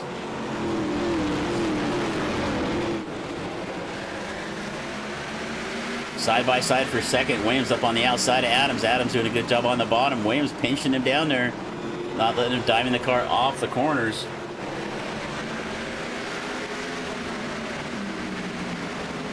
Williams is doing a great job holding that outside line. They both pitted back on lap 117, so everybody on about the same age tires, but Adams is going to clear him off at 2. Heading into 3, the 80 of Adams now sets his sights on our leader of Singleton.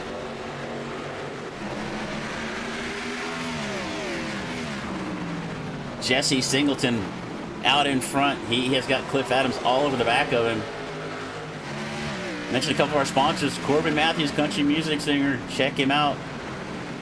As Adams now made his way to the back bumper, Singleton gives him a little bit of a tap right there through 3 and 4 as they head off. A weird caution one more time. TJ Key.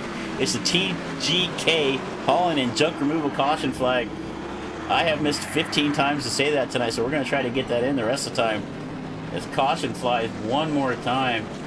I see the 71 of Osher involved. It looks like Colton Gardner involved once again. It looks like he may have jumped to the pits. Jump back here and take a look and see what happened here.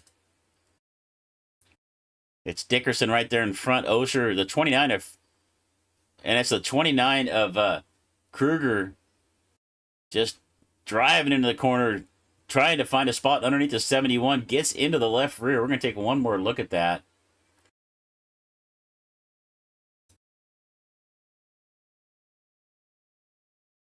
All right, so let's keep an eye on Kruger. You see the 29. The brakes just fail him getting in the corner. He gets into the side of the 71, turns the 71 up the racetrack in front of Gardner.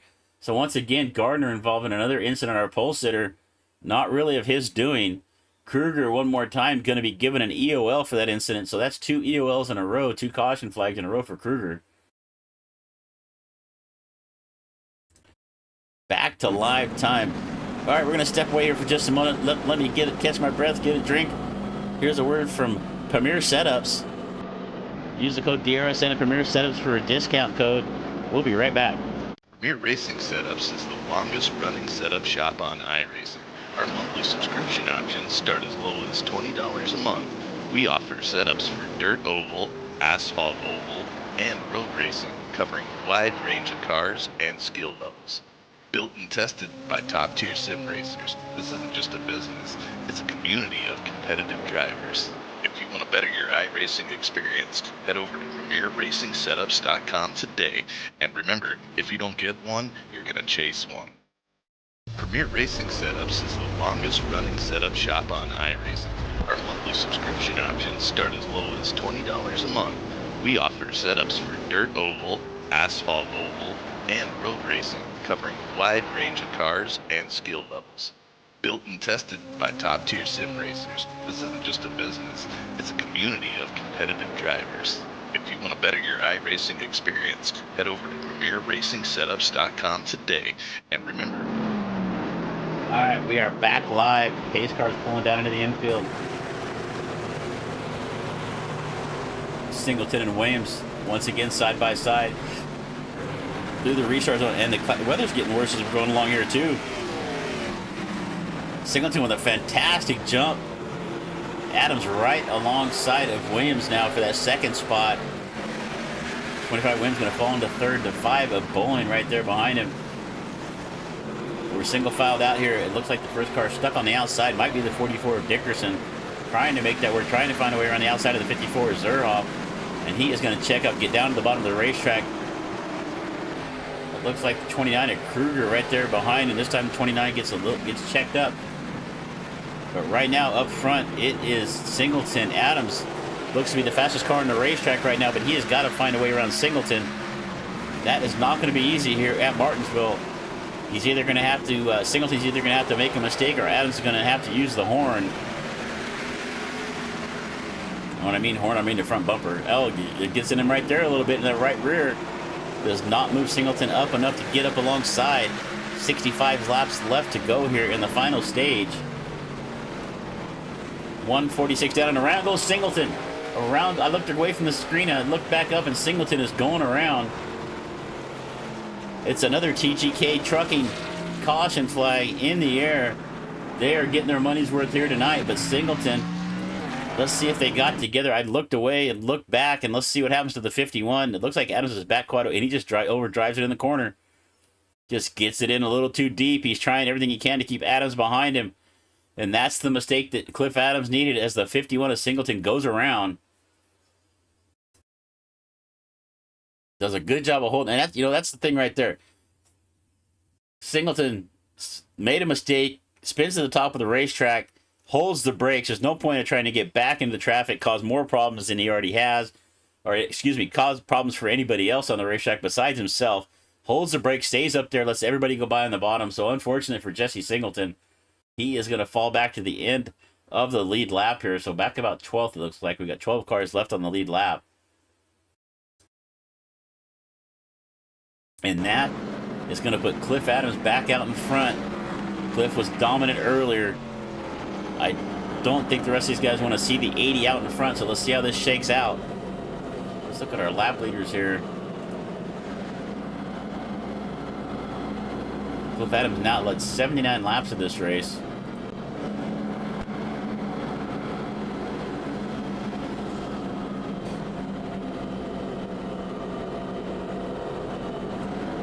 Alright, we're gonna go green. Looks like next time by.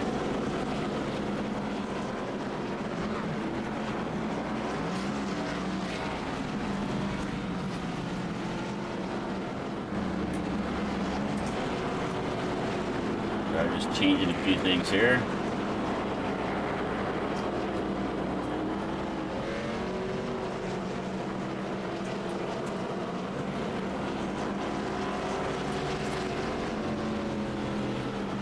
Alright, it's the I Need an Infield Hot Dog 110 here at Martinsville. Choose car on the racetrack. We take a look here. Dickerson's actually going to take the outside. Actually, he's going to look like he's going to get a wave around here. A wave around for Matt Dickerson in the 44. Going to put him back on the lead lap here. Cliff Adams, your leader. Shane Williams in the 25.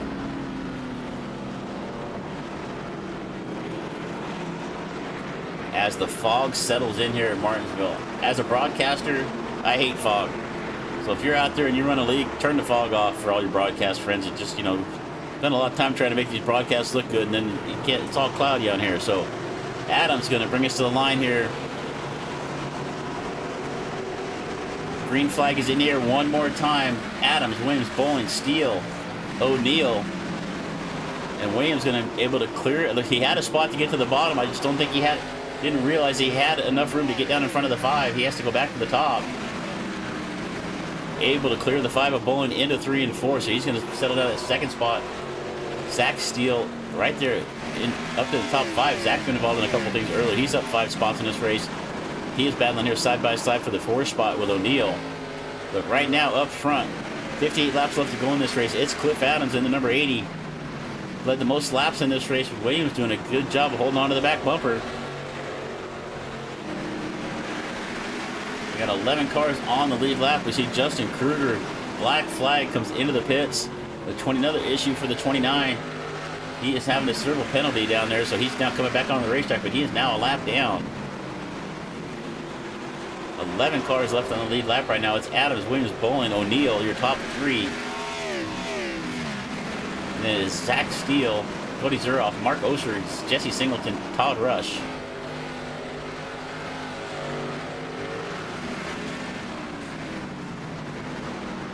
Adams starting to get away a little bit, about 0.6 of a second. Now back to the 25 with Shane Williams. And you can see Williams up 19 spots, started back in 21st, up to 2nd. Our biggest mover of the race by far. Actually not by far, because Osher in the 71 up 16 spots. Started back in 23rd. He started last in his field, up to 7th. But he has got Singleton looking to his inside. The 71 gives him room down there. Singleton spun himself out of the lead here just a few laps ago. He's back up to 7th.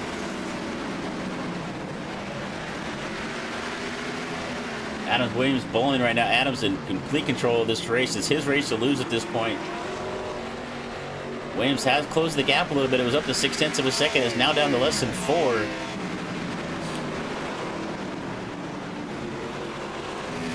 Take a look here at Matt Dickerson in the 44. Matt looked really strong earlier. Started outside of the second row, outside the front row. Your points leader is now back here in 9th after an adventurous day. Side by side for 2nd. Bowling looks to the outside of Williams, heading down into turn number 1 here. Lap 158. And Williams is going to lose it. Slide up the racetrack. Nice save. Does not spin the car around. Does not make any contact, but unfortunately he's going to cost him a couple of spots. He's now back to 4th. That gives 2nd to the 5 of Charlie Bolin. Aiden O'Neal in the 87 now up to 3rd. They got the lap car in the middle there. That looks like the 31 of Farmer. Now I'm not sure quite who that is, but might be Kruger. It's Kruger, the 29. So Kruger's now finds himself a lap down. He is the first car on a lap down. If a caution comes out, he would be the lucky dog. Actually, it looks like Robbins might be the first, so looks like most of these guys are both a couple of laps down at this point. And Kruger is 2 laps down, while Robbins is only 1 lap down. But Adams starting to pull away from the 5 of Bowling now at 0.8 of a second. And then it's another, about a second back to O'Neal in the 3rd spot. Starting to get a little separation going to O'Neal. Gets a little loose off of 2 right there. Gathers it back up.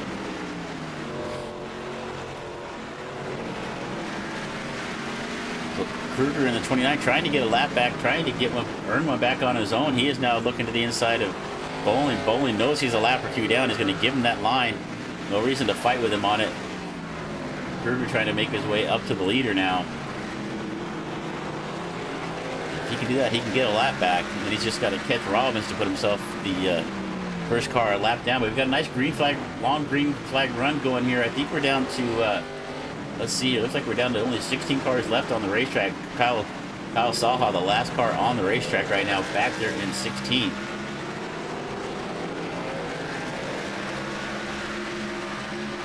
But right now it is all Cliff Adams in the 80. Kruger is reeling him in, but Kruger is 2 laps down at this point, so that car right behind our leader is a couple of laps down. A couple of mistakes there from the 29 has cost him some positions here. But he's trying to get himself unlapped right now.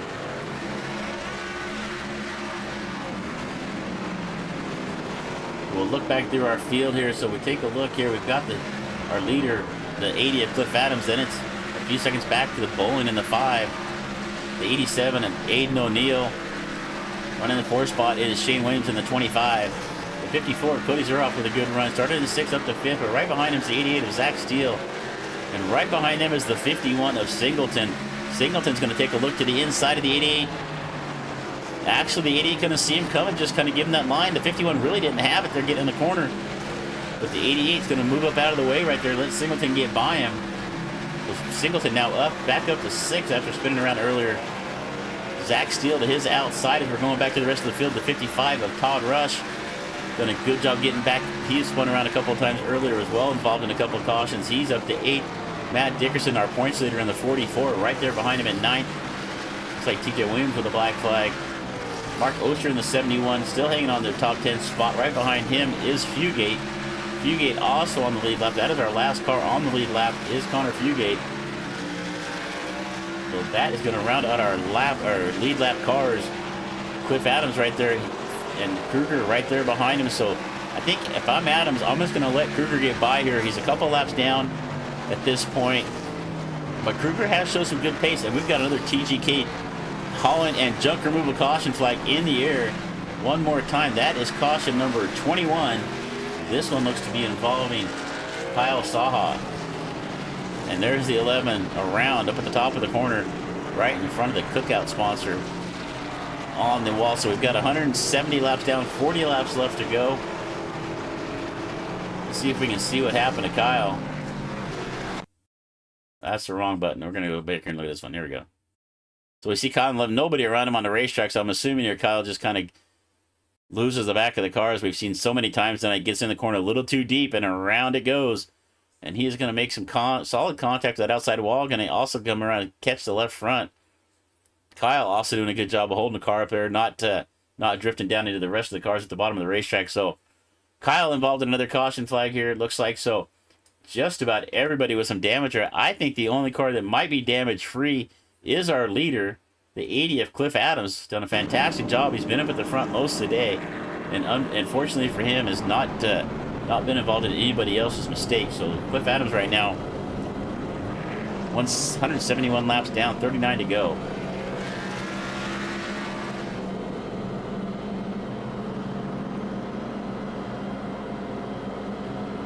All right, Shoes car out on the racetrack. We're trying to get out on the racetrack here. Where'd he go? There he is. All right. So Corey Houdno, our Choose car driver, bringing the mini stock out on the racetrack, the Choose Cone car as they call it.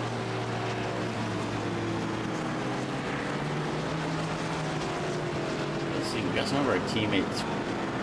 Vortex Motorsports driver Cliff Adams, Matt Dickerson, Stephen Farrell still out there on the racetrack. Actually, I think Farrell has retired.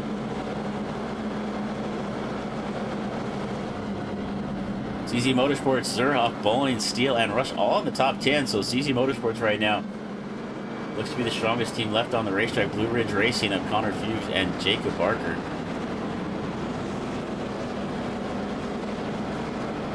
All right. Going up to the choose cone. It looks like Adam's going to take the bottom. God, lights are still out on the pace car, so we're going to run one more time, it looks like.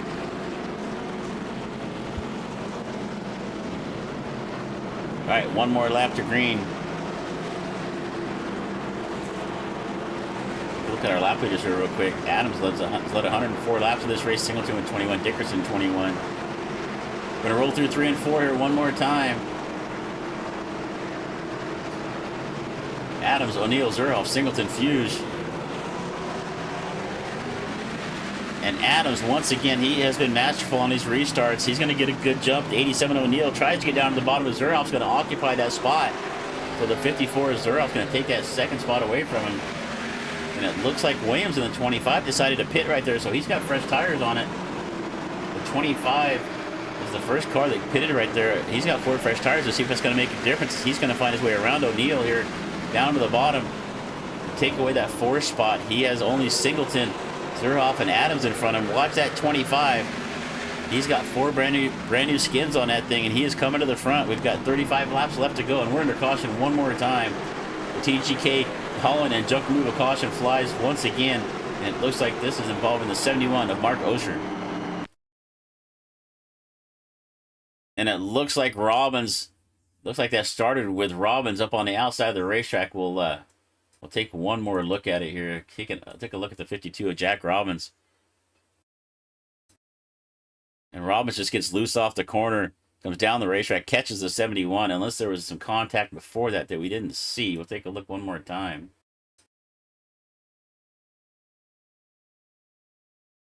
No, he just tries to gather it up, just got a little loose off of 2 right there, tried to catch up with it, and gets down to the 71. So we're going to take another quick break. We are on our caution flag number 22 here at Martinsville for the I Need an Infield Hot Dog 110.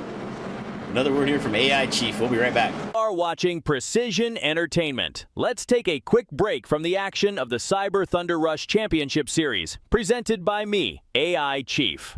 Now, driver, while the field gets sorted out and someone out there is still trying to find reverse, let me ask you a question. Have you ever been in the middle of a race and thought, man, I really wish someone in my headset would tell me what the hell is going on?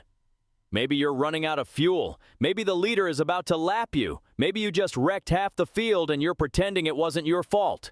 Well, driver, that's where I come in. AI Chief, your personal crew chief, race strategist, motivator, and occasionally the only voice of reason between you and the outside wall. With AI Chief, you get live race strategy, fuel and pit calls, real-time race updates, savage coaching when you start doing something dumb, and trust me, based on what I've seen out there tonight, some of you really need the help. AI Chief doesn't just tell you when to pit, he tells you when to save fuel, when to push, and when to maybe, just maybe, stop trying to go 3 wide into turn 1. So if you're tired of racing blind, and you'd like a crew chief that actually knows what he's doing, head over to AIChiefRacing.com and let Chief get you sorted out. Because the only thing worse than wrecking is wrecking without knowing why. AI Chief, I've got your back. Now let's get back to the action.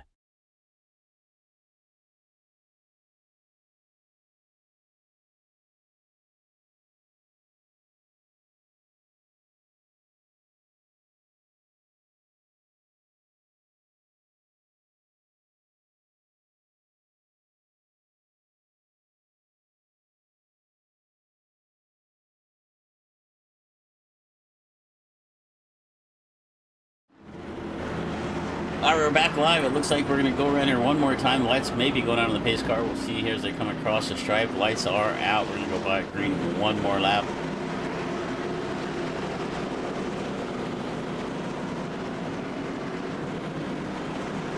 All right, my name is Chris Murphy here with DRSN, bringing you coverage of the Half Decent Racing League. I need an infield hot dog 110. I am going to need an infield hot dog after this one is over. Take a look at who is left out on the racetrack right now. It looks like Cliff Adams, Singleton to his outside. Let's see if Singleton can stay with him right here. Adams has done a good job of clearing the field every restart. Let's see what happens. Zerhoff and Williams right there behind him. Williams on fresh tires. And once again, we see Adams. Oh, contact there for the 54 and the 25. I'm not sure if the 25 spun the tires a little bit, but a little bit of contact right there. Williams was looking for a good jump on those fresh tires, but not able to get up alongside of the 54. The 54 is going to slide the racetrack into the 51. That's going to open the bottom of the racetrack right there for Williams. Williams looks around. That's going to get us 3 wide right there. Unfortunately, Zach Steele is going to catch the worst of it. So Steele and the 5 of Bowling are going to catch the worst of that incident right there, but they're going to get going here. We're still going to stay green. Mark that somewhere. I'm not going to go back and look at that to see what happened, but it looked like Williams, he kind of got bottled up right there when Williams got into the 54, and then they just kind of started backing up a little bit, and unfortunate for Bowling, and it looks like maybe another incident, and around goes the 55 of Rush. Caution flag 23. If you had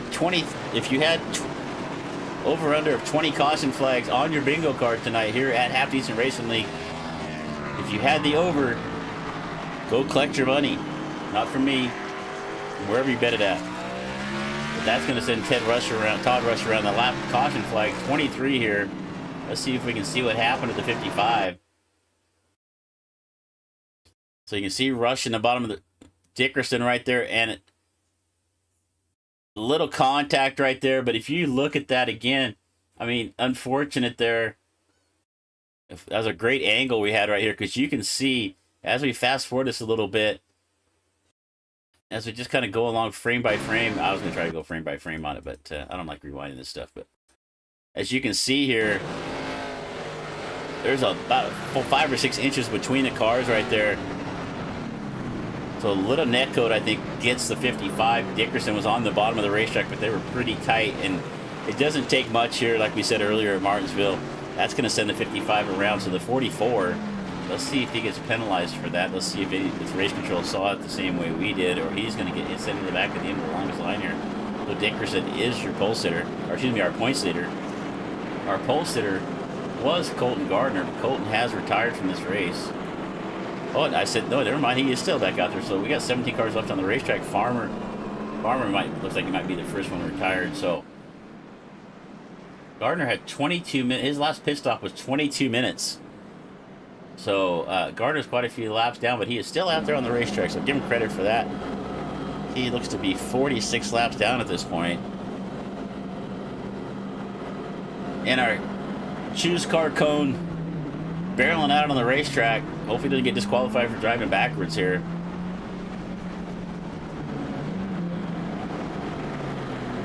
It's going to be a head-on with the pace car here and our choose car. I think Corey got a little tired driving on the racetrack, was a little bit late, but he gets back out there right now. And that is our choose cone. And once again, Adams goes to the bottom. I would not expect him to try anything else. I think if you're in the lead of this race, you want the bottom of the racetrack. And that's exactly where Adams goes. All right, we're under 25 laps left to go. 187 down, 23 laps left to go right now. We're going to come to the stripe to complete lap number 188. So as we go back to the green, there'll be 22 laps left in this race. 23 caution flags here tonight at Martinsville. Green flag in the air one more time is Cliff Adams. Once again with another good jump. Let's see if Singleton can clear the bottom. He does. He's able to get down to the bottom of the racetrack. Watch that 25 of Williams. Williams took tires just about 16 or 17 laps ago. He is going to clear Zerhoff. And Williams with a nice move to the bottom. We're 3 wide into 3 and 4. So Williams dove down to the bottom. He is going to take that second spot away from Singleton. Great move there. He saw an opening, took it. Williams is going to move up to second. So Williams on the fresher tires. Does he have anything for our leader? We've got 21 laps left to go. Singleton back there in third. So it's Adams, Williams, Singleton. Looks like O'Neal now looking to get around Singleton for the third position. O'Neal looking pretty good. He also took some tires back on lap 177. So Singleton's starting to struggle here just a little bit. Can he hold off O'Neal and stay on that last podium position? Keep an eye on this 25. Fresh tires on the 25 car of Williams. He is starting to make up some ground on Adams. It's only 0.3 of a second now. It was about 7 to 0.8 of a second when he took that second spot away. You can see he's able to get into the corner a lot deeper than our leader. Let's see as they head down to turn number 1 here. Williams drives it in a little bit deeper, about 1 car length back, but can he get off the corner? We jump in the car here with Williams. Once again, closes up on the back of the 80. Now, the one thing we haven't seen Cliff Adams do is make too many mistakes when he's been out in front of this, so even if Williams can get there, he gets a little bit loose. You see him chasing the car up the racetrack a little bit there, but even if Williams can get to him, can he get past him? That's a whole nother thing. We got 17 laps left to go. Adams, Williams, Singleton, O'Neal. And then it is Cody Zerhoff rounding out our top 5.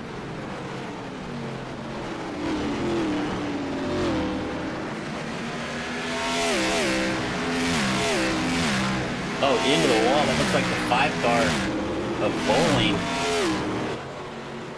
As he has Kruger, so Kruger's now got himself back on the lead lap. He lost a couple laps early, getting involved in a couple incidents, got penalized back to an EOL as he gets into the 5 just a little bit right there. So the 29 of Kruger now trying to find his way around Bowling for that 6th spot. Has to back off a little bit, lets Bowling get away. But up front, it is still all Cliff Adams, even on the, about 60 lap older tires. Cliff Adams pitted back on lap 117. Shane Williams pitted on 171. So Adams doing a really good job of managing his tires here. We jump on board with the 80.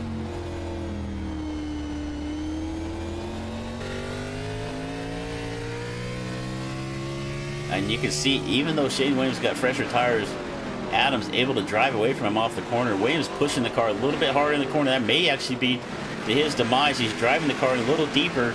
That's causing him to push up in the middle of the racetrack, and he's losing a little bit of ground off the corners as Adams is getting out. And as I say that, Williams gets on the throttle a little too hard, loses the back of the car a little bit, but gathers it back up.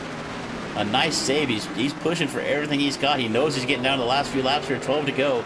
Once again, Williams loose off of 4. He is driving the wheels off that thing, trying everything he can to get back up on the back bumper of the 80, but right now Shane Williams in second. Not able to make up the ground. He may have used up his stuff here, charging up here to the back to the back bumper of Cliff Adams.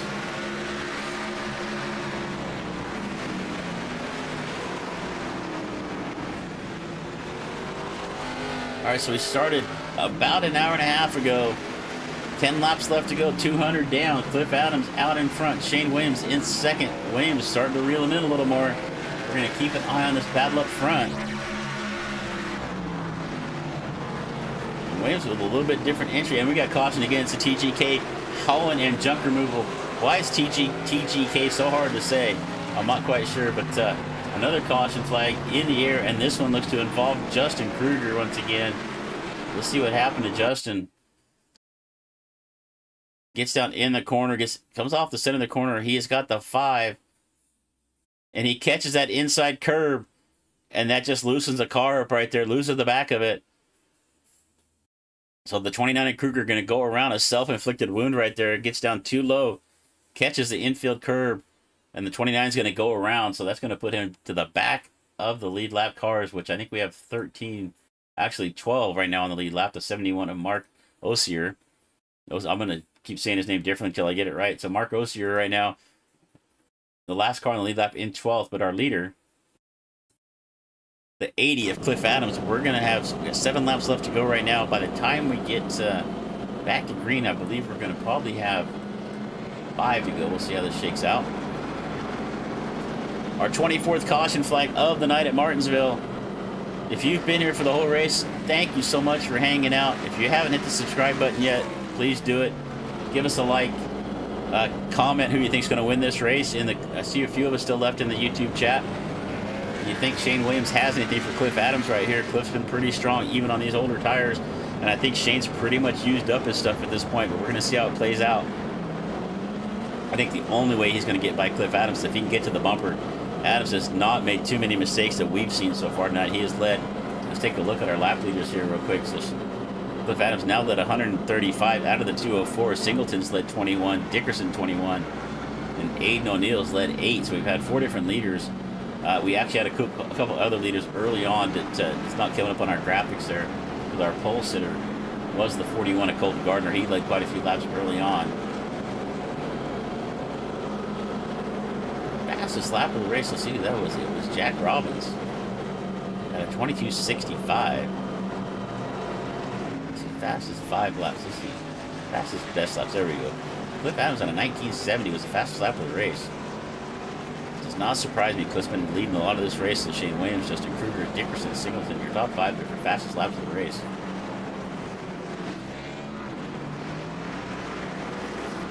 Cliff Adams, 22 cautions. This shows for 92 laps. We ran a few more than that. So, but this only says a lead change of 1, which I don't think is really accurate. So sometimes our graphics and our data we get from iRacing doesn't really match up. But I would not be surprised if we actually had ran 90 laps under caution.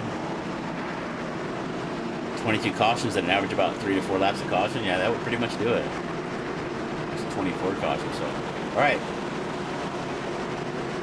Come across the line. 206 down, 4 laps left to go. We're going to go green flag. With 3 laps left to go, would be a natural green-white checker. We have 3 attempts for green-white checker after that.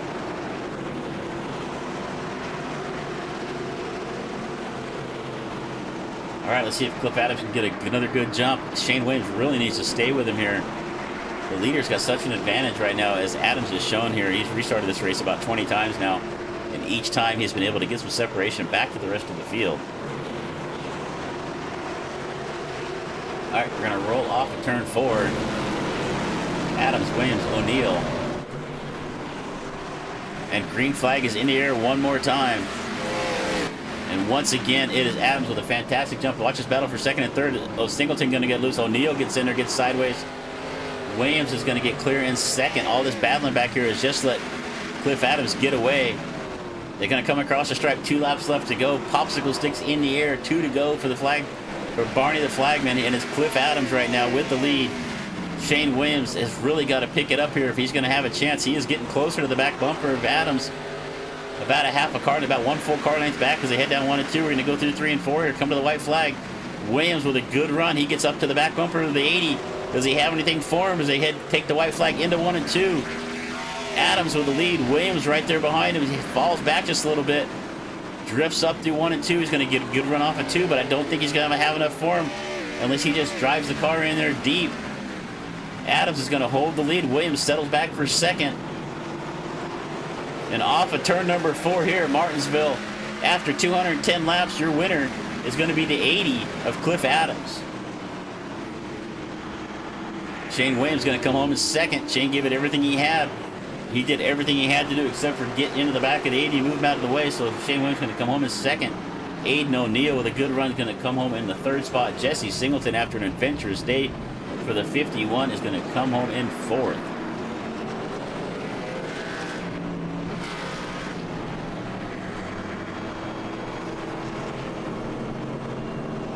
Well, there's our top 2, Cliff Adams and Shane Williams.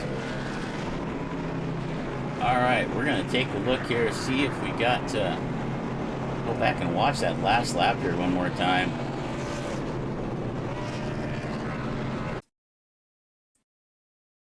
And you can watch the 25 of Williams. He's got some good pace right here. He comes off of turn number 4 to take the white flag. He has got a good run on Adams into 1, but just not able to close the gap. He actually backs off a little bit, a little early, gets a little bit loose into the corner right there.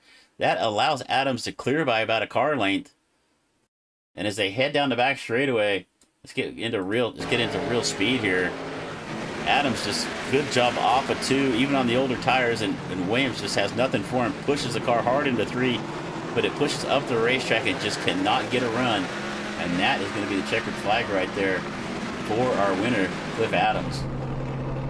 Oh, and it looks like O'Neal's going to make his way out on the racetrack. Let's see if we got anybody in the Discord we can bring up for an interview. It looks like we got Cliff and Aiden in there. All right, Cliff, let's see here. Get my mic on. Cliff, you got Chris up in the booth. Are you there, buddy? Yes, sir. All right, let me get your audio dialed in right there. Well, that was a long one, my friend. How does it feel from where you were at? Oh, it was a typical Martinsville hectic, but I'm glad I was able to hold on to it there. I know Shane had fresher tires, and I was doing everything I could to hold him off. Well, you led the most laps of this race. I mean, you got out in front pretty early. I think you led 135 laps if my number is correct. But you ran. Did you make a pit stop at all on that first stint all the way up to stage number 2? I think you ran that first 120 laps without any on the original tires. Did you not? Yep, I did. I made that one pit stop, and that was it. Oh man, But as many cautions as we were having, I didn't want to get back in the mess. So yeah, I think we ran about 95 or 96 laps under caution. But Shane did pit on laps at 171. I thought he might have something for you there, but like you said, I think there was just enough cautions coming out that the fresh tires really didn't play that much of an advantage for him. yeah, had me worried there when he pitted, and I saw him coming back up to the front when the cautions. I didn't think I'd be able to hold him off, but I was lucky enough to be able to. I held him off earlier. I think he was right behind me in one of those stages. He had fresher tires too, and I was able to hold him off then, and I believe it was him. But we don't our races aren't usually this bad, but it's Martinsville, and that's the way Martinsville goes, I guess, sometimes. That's just the way it's going to happen, right? It's just I've done some of these. I did a Dover race one night. We had 25 cars start and 5 finish. So I've seen a few of these. Yeah, I've seen a few of these before. So hey, so next week we go to Rockingham. How do you feel about the Rock? I mean, the last couple times I've ran some races on the track, it's pretty rough. So how do you feel these cars are going to handle there? It's probably gonna be a handful. I'm looking forward to it though. I like the Rock. Yeah, it's a little rough on the bottom if I remember right. Last time I was there, it was a little rough on the bottom, but we'll make it work. All right, man. Hey, well, good job tonight. You dominating performance. You led the most laps of this race. Come home with the win. That should help you in the points. But hey, before we get you out of here, anybody else you want to give a shout out to? I'd like to appreciate or thank you for putting on the broadcast. Todd, Zach, all the admins for running the league. Corey for doing race control. Yeah, it's what everybody does behind the scenes to make the league happen. Glad we got some broadcasting going again. Looking forward to the season. All right, man. Well, good luck the rest of the weekend, and we will see you next Friday night. All right, thank you. You bet. All right, let's see here. Find our second place driver, Shane Williams. Hey, Shane, you got Chris up in the booth. Are you there? Yeah, I'm here. Well, buddy, you gave it all you had right there. You did from what I was watching. You did everything but use the front bumper on Cliff right there. Do you think you could have done anything different? No, I was pushing so hard that I'm sure you see me getting loose quite a bit, and I just didn't take care of that right rear tire, and I couldn't get the drive off right there at the end. I refuse to put the bumper to him. I'm just not that kind of driver. So I settled for second there, and I was just glad to hold off Aiden. He was coming. Yeah, you looked really good right there. You know, when you came in and took those tires, you and Aiden both came in about lap 170 and took tires, and I thought that was really going to give you the advantage on Cliff. But you know, watching Cliff all night long, he just does not make any mistakes right there. So, you know, and I give you a lot of credit there for not wanting to use the bumper. But I think at that point, that was the only way you were going to get by him because he just looked pretty smooth up there in the front. Yeah, they're on that last longish green flag stint. uh, he overdrove the corner a couple times and got loose a couple times. The problem was I did the same exact thing, but I was hoping that I could prevent me from doing that and have him slip up just enough to get underneath of him or something. But I couldn't, and I wasn't going to push him into the corner. And like I said, I'm not that type of driver. I don't like to take anybody out, even for the win. I like to actually earn it. So congrats to him on out driving everybody. He was just so smooth. Like you said, no mistakes, and he just took care of his tires way better than me. I think he had like 87 laps on those tires, and it felt like the same as mine. I think I had like 27 or something. Well, you know, the one thing people don't think about in a race like this is, you know, we basically ran about 100 laps under caution, give or take a few. But, you know, keeping your concentration up, I mean, because it's really, you know, I ran dirt tracks a lot in my lifetime, and when you just get caution after caution, it's kind of hard to keep your composure sometimes and keep up your, you know, get your rhythm back going again right there. Did you find that was a tough thing to do tonight? I kind of like after the first few cautions, I kind of had it in my head that that's how it's going to be. So I, when I was a couple laps down, I was just focused on getting my laps back, and then I was actually focused on trying to run the high line better. As you've seen that I took the high line quite a bit there towards the end. I knew I could get good launches, and I was focused so much on trying to give space to the person underneath me and still get a good runoff that I kind of took my mind off of the frustration of having all the cautions. Well, buddy, hey, good job on a fantastic run tonight. Come home in the second up 19 spots. Definitely the biggest mover of the race as well. But before you get out of here, anybody you want to give a shout out to? All the admin for putting on this stuff, and you for broadcasting.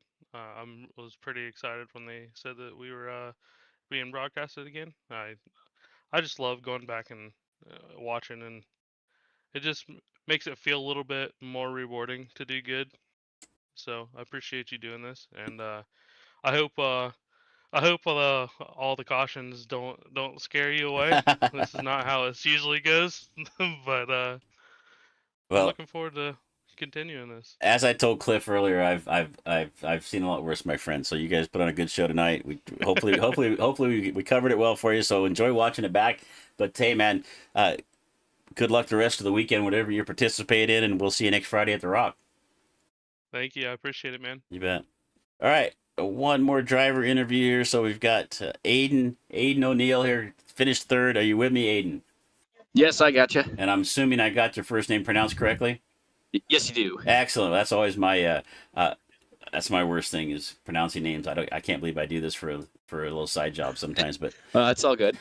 hey, you looked really good there. You got involved in a couple cautions early on. Fought your way back up to the front. Tell us a little bit about your adventure through the evening here. Yeah, I feel bad about the one I got into the back. I think that happened twice actually, but my fault on both of them. But happy to have been able to drive back to the front. This entire race was just a war of attrition. Happy to have been there at the end. My game plan was just finish the race on the lead lap, so I'm more than excited about third place here. Well, yeah, I mean, I early on, I think maybe we kind of wrote you off there, but it looked like just about, I think everybody out on the racetrack had some kind of damage on the race car except for Cliff. He got himself out front and led a lot of these laps right here and just stayed out of trouble. But I don't think I'm looking through the finishing order here on my screen, and I can't see anybody else on here that wasn't involved in something at one time or another. So, good job driving back up through there. I see you took tires late as well. Did that give you an advantage getting back up to the pack? Did you think you had anything for Cliff or Shane if it could have stayed green a little bit longer? If it stayed green for that last run, I think I would have been able to at least come close. I don't know if I would have been able to pass, but the newer tires, I was catching them maybe about a quarter second per lap, but I think I would have ran out of time before having to make a move. But definitely helped me on that last restart. I was able to save that car on turn one on that restart and keep it in third, which I'm happy with. All right, buddy. Well, fantastic run tonight. We go to Rockingham next week. How do you feel about the Rock? I know it's a little bit of a challenge as well, so. Well, I'm unfortunately going to be missing the Rock, but I'll be watching on the stream next week. Well, appreciate it, buddy. Before you get out of here, anybody else you want to give a thanks to? I'd like to give a thanks to my girlfriend. She's sitting next to me watching the stream in the same room, and thank you to Preston Brown. He's been texting me all race and had a chance to call him during one of the yellow flag stops for some strategy. Excellent. Well, man, good luck, and we'll see you in a couple weeks, I guess. Yeah, I'll see you guys. I think that's Bristol. All right, man. Have a good one. You too. All right, let's pull up our results here. The I Need an Infield Hot Dog 110 here at Martinsville Speedway, brought to you by Ron Kendall Masonry. Yeah, there we go. Masonry. I could have used Ron Kendall doing some construction around my house here recently. So let's bring up our full results here. That's for qualifying us, so we go to the race. So Cliff Adams coming home with the win, led 141 laps of this thing tonight. Shane Williams came close, but 0.2 of a second short up into second. Aiden O'Neill is going to come home in third. Shane Williams, the hard charger as well, up 19 spots in this race. All the way, started back in 21st, all the way up to second in this thing. 210 laps, Cliff Adams led the most laps, as we said, at 141. Also had the fastest lap of the race. Started on the pole, Colton Gardner. He led some laps early, but unfortunately got involved in a few incidents not of his doing. At least a couple that we saw anyway. So Colton's going to come back all the way into 17th. So here's our running order right now. Cliff Adams, Shane Williams, Aiden O'Neill, as we talked about. Jesse Singleton with a good run up to fourth. Actually, Zach Steele started in 11th, going to finish 5th. Cody Zerhoff going to come home in 6th, right where he started at. Matt Dickerson, not the run our points leader would have liked. He is going to come home in 7th. Charlie Bowling in 8th. Todd Rush 9th. Jack Robbins in the 10th spot. 11th is going to be Mac Oster. Connor Fuge in the 12th, coming home in 12th. Justin Kruger had a little bit of a rough day himself. He is going to end up in 13th. Brendan McHugh in the 14th spot. TJ Williams, Kyle Saha in the 16th spot. Colton Gardner, our pole sitter, back in 17th. Jacob Barker, Chris Farmer, Eli Stack. Eli had a good car for a good part of the night, but also got involved in some incidents. Going to come home in 20th. Get back to 21st. Matthew Hobbs in the 21. Stephen Farrell, the first car out. 137 laps down to this race. And the Corey, our race controller, driving the cone car, also back there in 22nd. So Corey did a good job out there tonight with some race control. A lot of stuff going on out there to pay attention to. A lot of calls. We saw a lot of EOLs, black flags going on. But that's going to do us for here at Martinsville. We are going to be back Tuesday night with the Dirty Old Bastards 360 Sprint Series from Charlotte. If you want to see some good dirt track racing, do not miss that race on Tuesday night. Some of the best sprint car drivers in all of iRacing run in that DOB league. It's going to be an exciting race at Charlotte. Also Tuesday night at 11 o'clock Eastern will be the Western Racing League Truck Series. So thanks for Half Decent for having us here for the first race, 7th race of the season. We're happy to be here with them. Happy to be here with them for the rest of the season. So from all of us here at DRSN, thank you for choosing to spend your evening with us. I know it's been a long one, but thank you for being here. My name is Chris Murphy. Keep it smooth Keep it smart, and if you can't do that, at least keep it entertaining like they did here at Martinsville tonight. We'll see you next time. Good night.